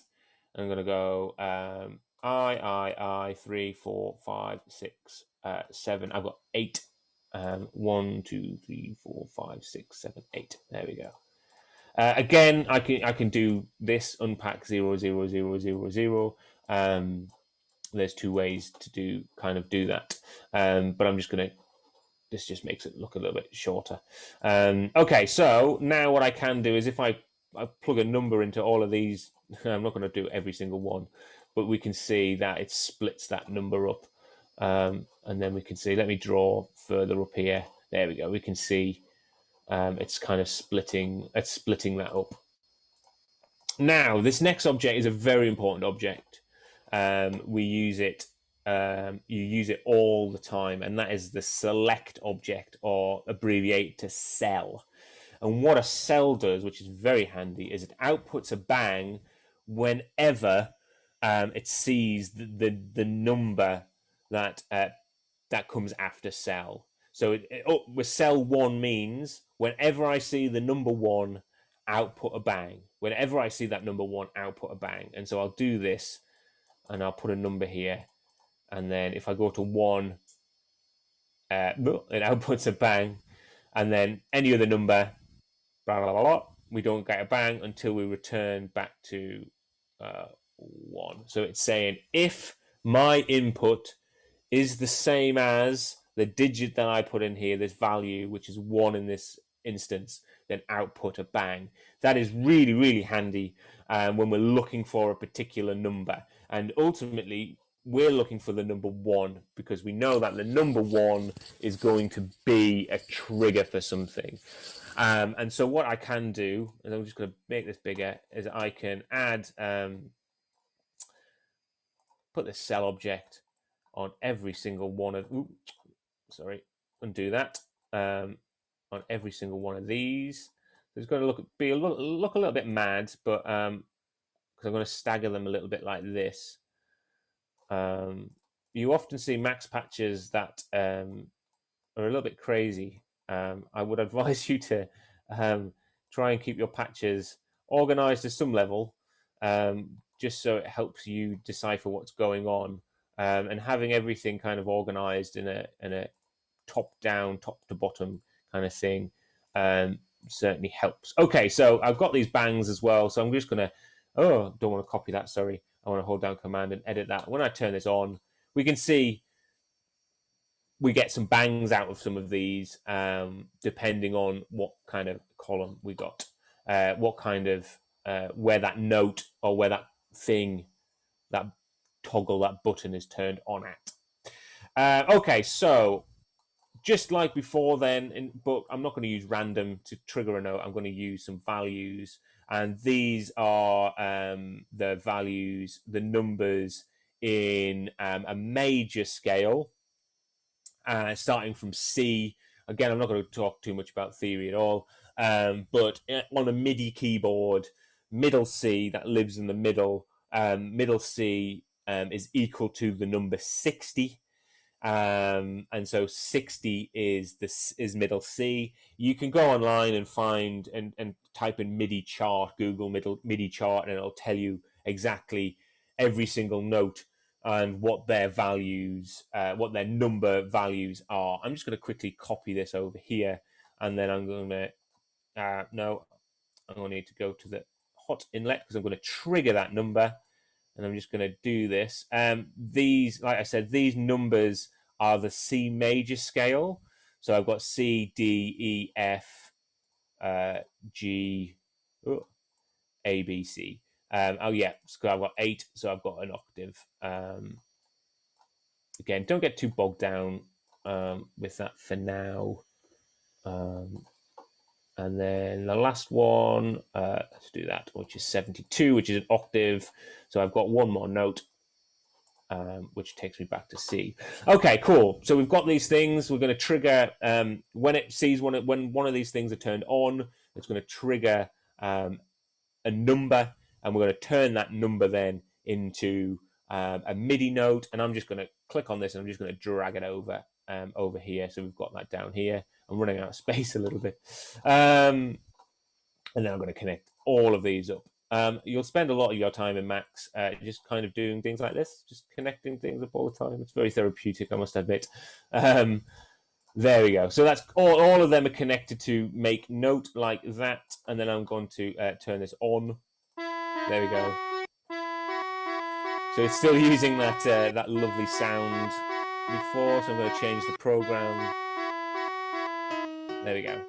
Back to some sort of piano. So ultimately what's happening is it's cycling through each column, and then depending on where I put my note, it's playing that note. That's a note that's linked to that value. So again, let's turn some of these off, turn some of these on, and then turn this on.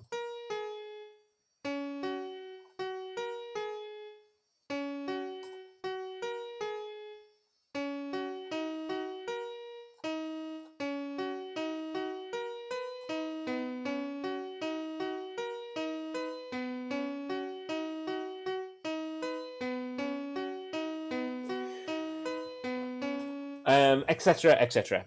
So this is a bit more kind of probably what you're used to visualizing when it comes to some sort of step sequencer, where you have a grid with each kind of element within that grid linked to some sort of with each row ultimately related to some sort of sound. So in this instance, anything in this top row is obviously is middle C. So if I press play now, we just get the C note, and then if I D,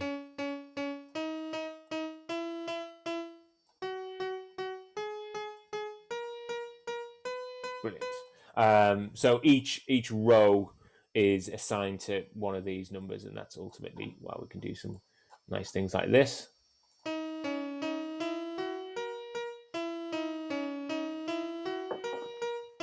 Okay, so swiftly moving on. What happens if I don't want to use the cheesy general MIDI synthesizer and have these piano sounds and electric guitars?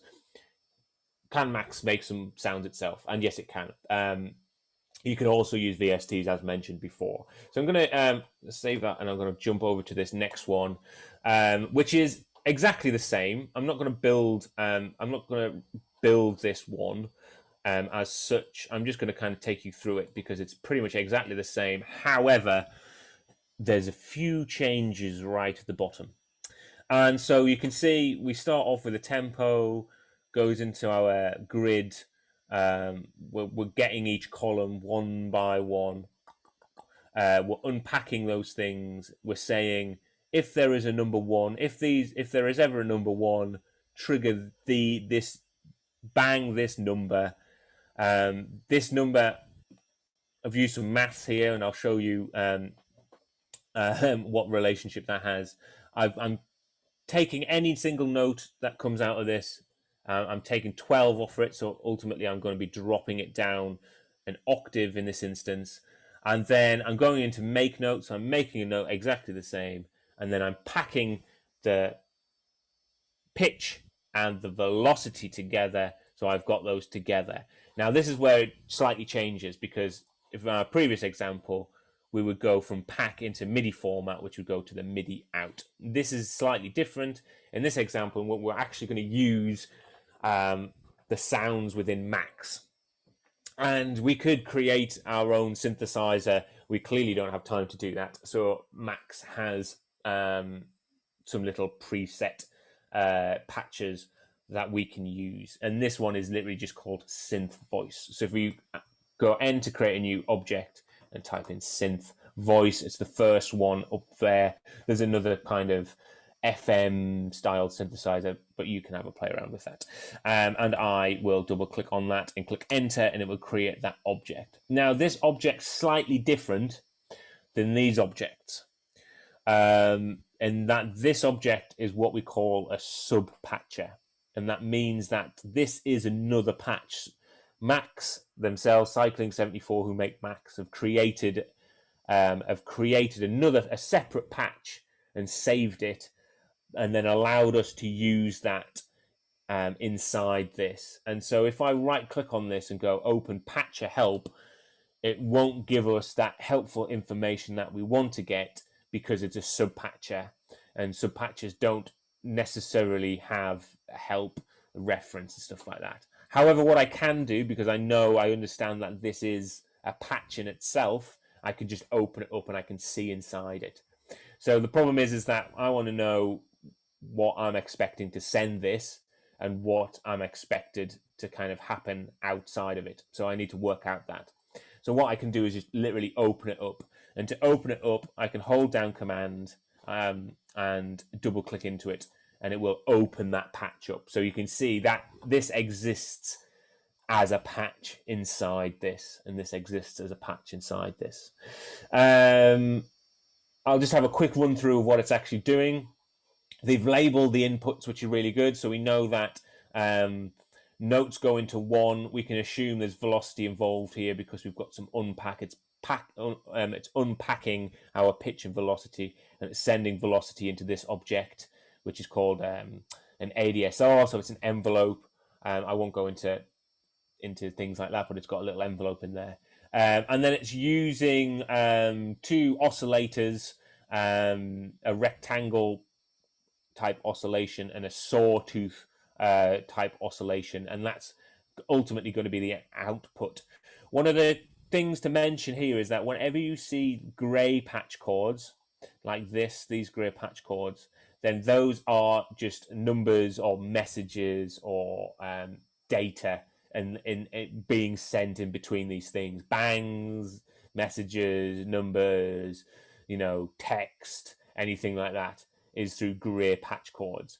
If we're dealing with audio, so audio signal, so sound itself, then this has this kind of yellow and black kind of dashed line, and that just tells you that that's actually signal. So there's actually audio sound coming out of these objects, which is slightly different.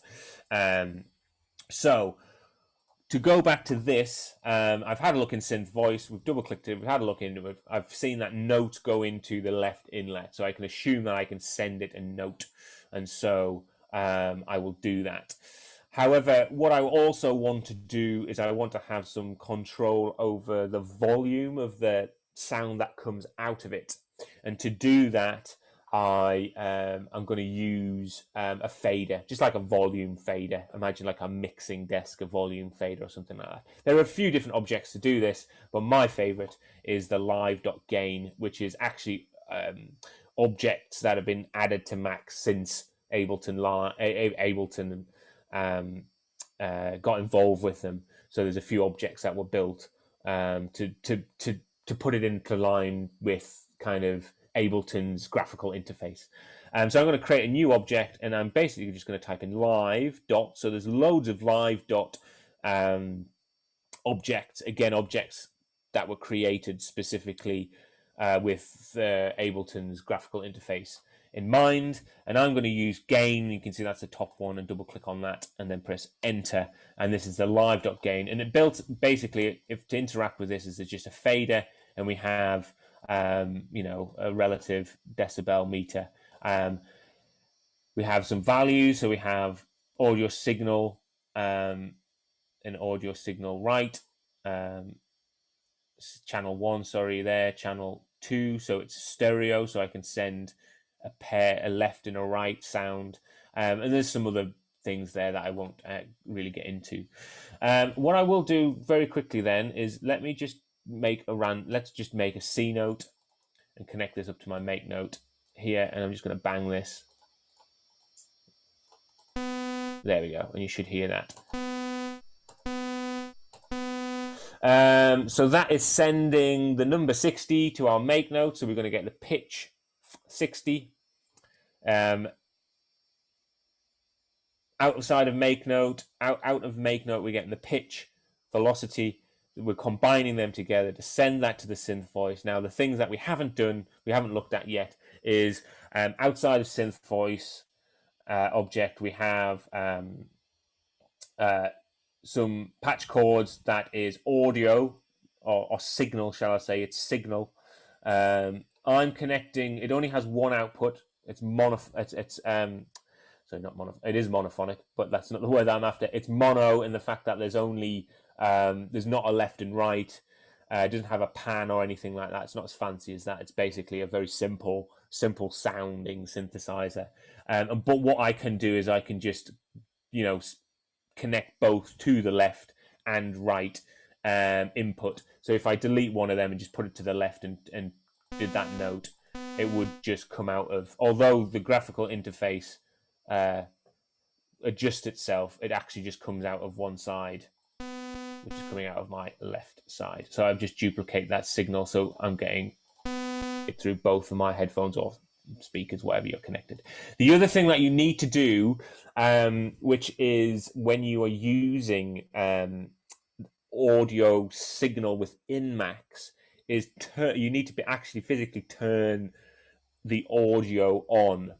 Now, to do that, you can come down to the bottom right hand corner. You can see Max has like a little volume meter itself, and there is a little kind of standby button, which is like a semicircle with a line in the middle, with a kind of a dash, a standby button. You can come down and turn audio on there. We are using an object called EZDAC. So if I create a new object and go EZDAC, which is an audio output, but also it gives you audio output and it's an on and off button.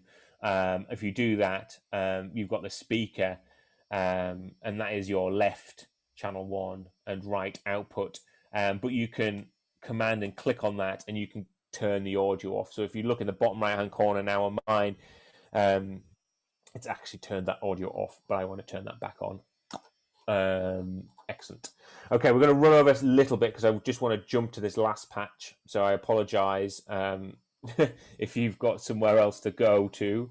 I just want to play this, and I'm going to jump to this next patch, just so I can show you it, and then you'll be able to play around with it, play around with each of these patches in your own time anyway. So I'm just going to turn this on.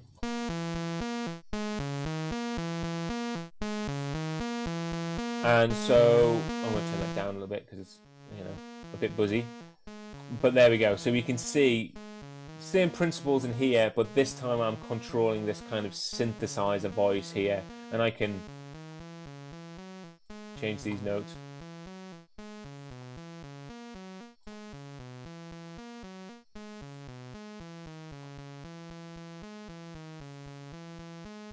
And creating a nice kind of little pattern just by doing that. As I kind of accidentally said, this is a monophonic synth, meaning that it can only play back one sound, so we can't have harmony.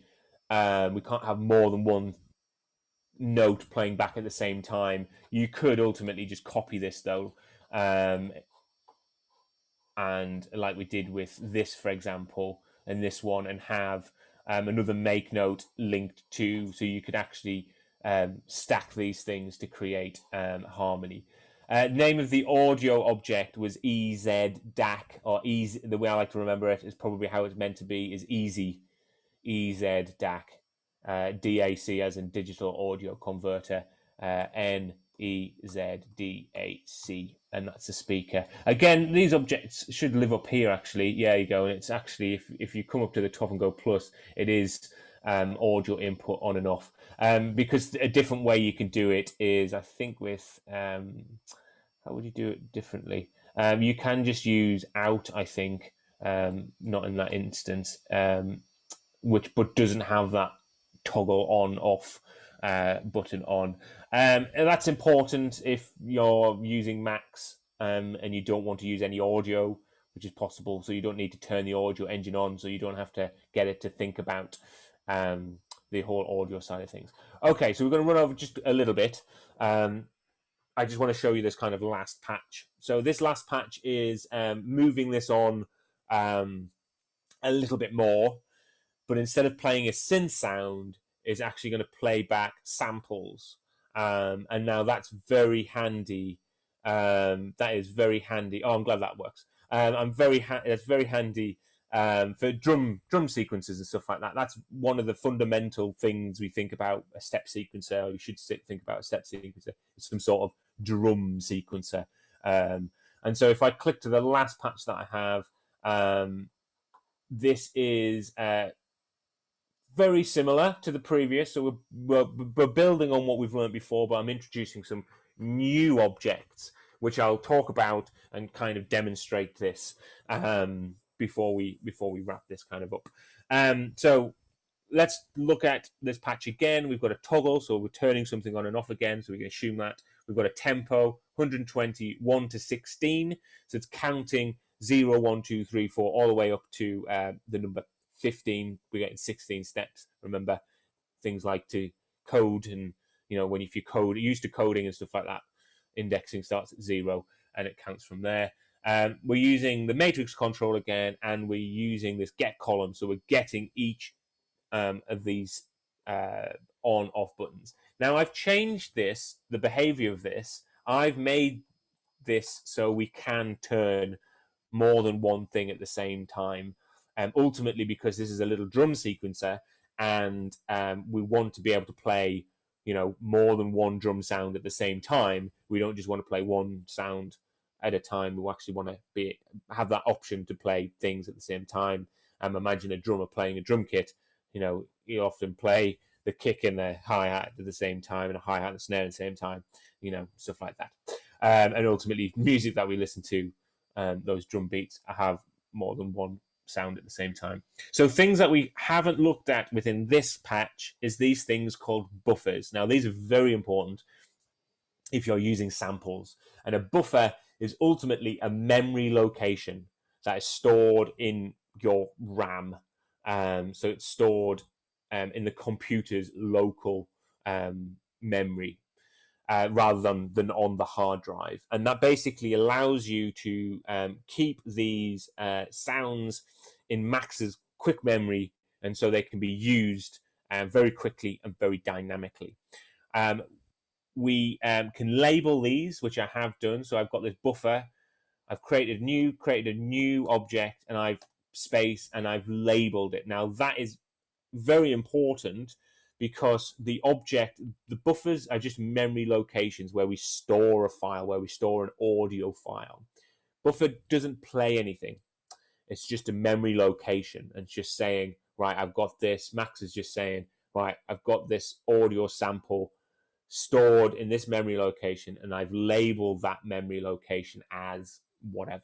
So in this example, I have a memory location called kick. It doesn't matter what you name them. Ultimately, I can name this buffer Bob, for example, and I can store something in that. To store things into this, you can send it a message. So if I think it's read. Yes, it is read. Sorry, I've just been dragging and dropping for a long time now, but it is read. So I can just create a message. So all I did is new message, READ, and you can see when I type things, Max is very quick to decipher what I'm trying to do. And I'm creating a read message, and I've just connected that to the buffer. And if I command click on this read message, a file browser pops up, and I can find a sound that I want. Ultimately, as well, this is drag and drop, so I'm going to cancel this, and I'm just going to show you how to use the drag and drop. So if I come to my file browser, I've got some sounds here, for example. I've actually put some. Let me use the ones that there we go. Let me use the ones that I've put together. That's on my website. I can use one of these, and I can click, and I can drag it onto one of these buffers, and you can see the buffer object goes like blue, like highlighted blue, as if you're going to put something on there. If I let go, and now if I command and double click on the buffer, a box pops up to show me the waveform. So it's giving me a graphical representation of what is happening, of what is being stored. What does the audio look like that lives inside this buffer? And I've dragged into all of these. So I've got a snare sound in there.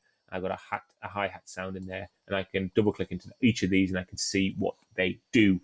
Okay, so those are just memory locations. Buffers don't actually play back sound; they just store the sound, and we can use another object that we can use link to it by using the same name. And ultimately, we're going to use this. It looks a bit confusing down here, but I'll spread these out a little bit so we can kind of see what's going on. So ultimately, we're using a groove object. Now, the groove object is a way of playing back these sounds from the memory locations. And it is really, really cool, really clever. There's loads of really awesome features into it because it can do time stretching, and it can pitch and things like that. I won't get into that, but it can do some really cool things. If we click on it, right-click on it, go to Open Groove Help, it'll open up the help, and there is so many things to kind of go through with this object because it is so cool for playback, and it's quite it's one of the newer objects in Max, and that's why it's quite exciting. Okay, so I'm just going to hover over this first one, and just to show you how Groove works, and then I'm going to show you how it's implemented, and hopefully we'll finish off in the next kind of 5-10 minutes or so. Okay, so if we look at these numbers here, we can say we need it outputs audio. So we've got an audio signal. We can see that it's yellow dashed black line that comes out of this. We want to start playback at 0 milliseconds. And to do that, we just send the message 0. So it just says, trigger this sample to play back from the starting position if I type in 0. Now, if I wanted to play back from 500 milliseconds into that sample, then I can just send the message 500, and it would play back from wherever I want it. So that's handy if you wanted to play back that sample from a different position, which is really cool. It uses this signal, and I'm not going to get too much into this because we don't have enough time, and I just want to get this working ultimately. But what we need to set a playback speed, ultimately, a rate of how fast this sample's being played back. And to do that, we use a signal object, and we can send that signal object a number, a message. So 1 would be normal speed, -1 would be reverse, 0 is it says pause, but it ultimately means kind of stop ultimately from that position. I won't go too deep into that. I want all my samples to play back forward. So in that example, I had a signal object. So it basically, what a signal object is, it converts numbers into audio signals. And what that example did had a 1 going into this signal, and then this coming out, and you can see the signal has that dashed line. Instead of doing that, just to streamline that, I've literally just gone n sig space 1. So I'm automatically saying I want that signal to be at rate 1, and which means all of these samples are going to play back at their original sample speed from the 0 position using these cells basically. And the grooves need to be named to what buffer memory location they're accessing. So kick, snare, hat 1, hat 2. And I know that the groove object needs to have, I need to send it a number, and that number is in reference to where it wants to start playing from. So for example, here, if I press that 0 there, I'm getting, I'm triggering the kick sample from 0 milliseconds. There's a snare there, there's a hat there, and a hat 2. So all those sounds, I've just dragged them previously into the buffer, so they live in these buffers. And then the groove object is linked by name, so kick, kick, snare, snare, hat 1, hat 1. And because they're linked by name, it's using that buffer location. So it's, again, reference to coding. If you're used to storing variables and stuff like that, then that's ultimately how that system is kind of working. If I get rid of the signal, for example, on this kick, you'll notice nothing happens, because it needs a constant signal in that left inlet for that to happen. And so if I connect that up, I can do that. So ultimately, this patch is working very similar to the previous one, in that I have a matrix control here. However, I've made it so I can have more than one sound happen at the same time by allowing me to select more of these kind of circles on and off in a row, so I can play back more than one thing at a time. I'm using an unpack, because if I minus this and let's just get column, there we go. I'm unpacking these, and then I'm using a select object, which is saying if any of these are number 1, then output a bang. And then that bang is then connected to the message 0, which is the number 0, which is saying send this message out. When I am banged, I'm going to send the message 0 to the groove object, which is saying start from the beginning. Now, ultimately, I'm using message. I could use a user number, for example, if I wanted to have any sort of dynamic control or anything like that. But it's just easier to use messages if you're sending a fixed number, rather than using the integer number or something like that. Okay, so let me just turn everything off, and I'll turn this on, and we'll be over in a couple of minutes time or so. I'm just going to turn this on, and we can see it's cycling, it's counting all the way up, and it's cycling all the way up here. And so I'm going to start turning some of these on. There we go. Cool. And then so the kicks on this first row, which is this number here.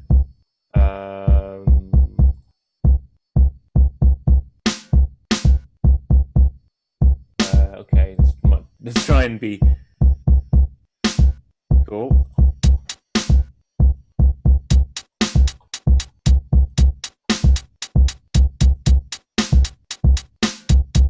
There we go. Okay, cool.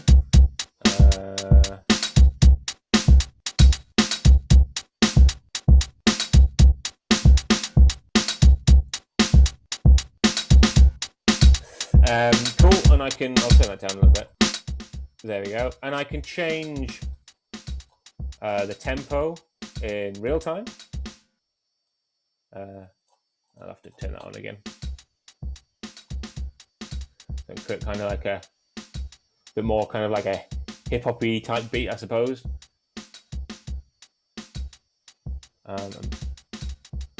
Drum bass.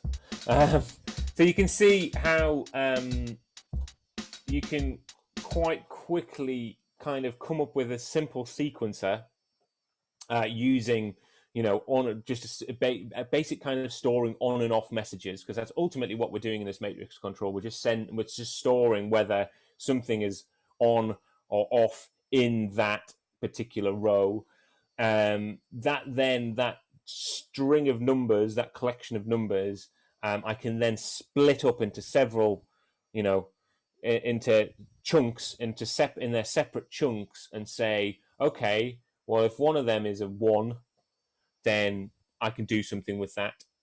I'm going to, if one of them is a 1, I can bang another number, bang a 0, and that is ultimately going into groove, which is playing the groove object, which is linked to the buffer, that sample, to start from 0 position. And I can, you can click on these to do that.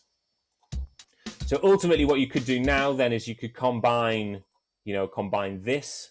You could combine what we've done previously with this in the same patch. I could copy and paste it, and I could use the same tempo so they're in time with each other.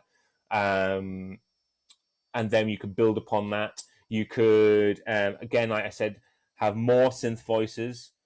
And then you could have polyphony, so you could have kind of chords and stuff like that rather than this kind of melody. Going back to this one, this synthesizer, for example, just going back to this number, all this number is just then taking away 24 from 60, and so ultimately what that is doing is dropping an octave.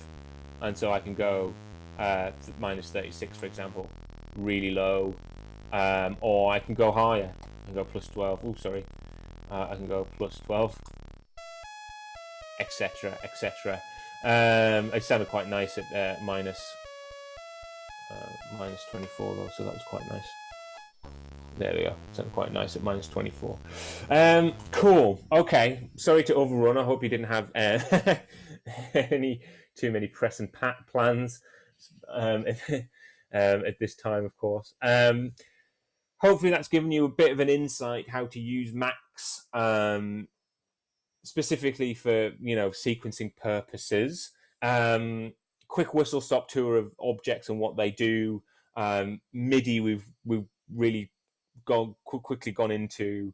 Actually building a graphical sequencer using MIDI, and then using that same graphical sequencer for a synthesizer inside of Max, and also in reference to some sort of drums, for example. What I'll do is I'll save these up and I'll pop them onto my website tonight. So you can just go into my website, TonyJamesMorton.com, and then you can access those if you didn't build them with me and stuff like that, and you can have a play around with it. And it's got those samples on as well. We are recording this as well, so you should we'll get that link to you and stuff like that. It's really strange doing this in this environment because it's just literally just me talking at you, and you're very faceless. And it would have been great to do this obviously physically, and actually chat to you and your different experiences and stuff like that. But I hope you've all managed to get something from this. And if you haven't, you've taken the plunge with Max, but you're not too sure, hopefully, this gets you kind of started and get you thinking a little bit more about how to use Max. If you do want to get in touch with me, by all means, get in touch with me via my website, contact@TonyJamesMorton.com. You can find me on SoundCloud. Just type in Tony James Morton. There's all sorts of stuff on there. YouTube, you, Tony James Morton. I'm on Instagram, Tony James Morton, Facebook, Tony James Morton.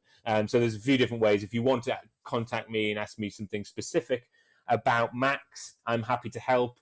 I do, not to kind of plug myself anymore, I do private tuition on Max as well, if that's something you wanted to chat about, or if you just wanted to chat about specific projects that you're doing. It would be really great to hear kind of what you're doing. And again, jump to my website. You can see some of the things that I've been up to with Max. So hopefully it's been a good workshop for you guys, and you've managed to get something a lot out of this. And we'll be in touch about the recording, and I'll put those things on the website. Cool. So I think that's probably a great place to stop. Thank you for everyone who's involved. Lots of people going in. Brilliant. Okay, good. It's good to see the chats. It's good to see. Brilliant. Good. That's good. Thank you very much. Yeah. Thanks, Peter. That's good. It's great to see your chats there. So thank you very much.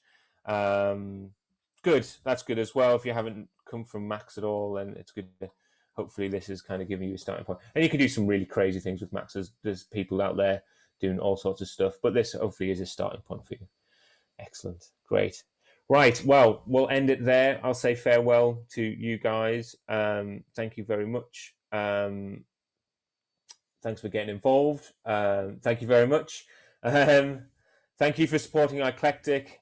If you haven't been before, when it is open, it is an amazing venue, an art space supporting underground and independent artists. It's an amazing space. So, when it is back open in action, then do make sure you do get involved. It's always got an amazing program, from music to performing arts to art and stuff like that. So certainly get involved with them. So thank you for supporting them as well in this at this current time.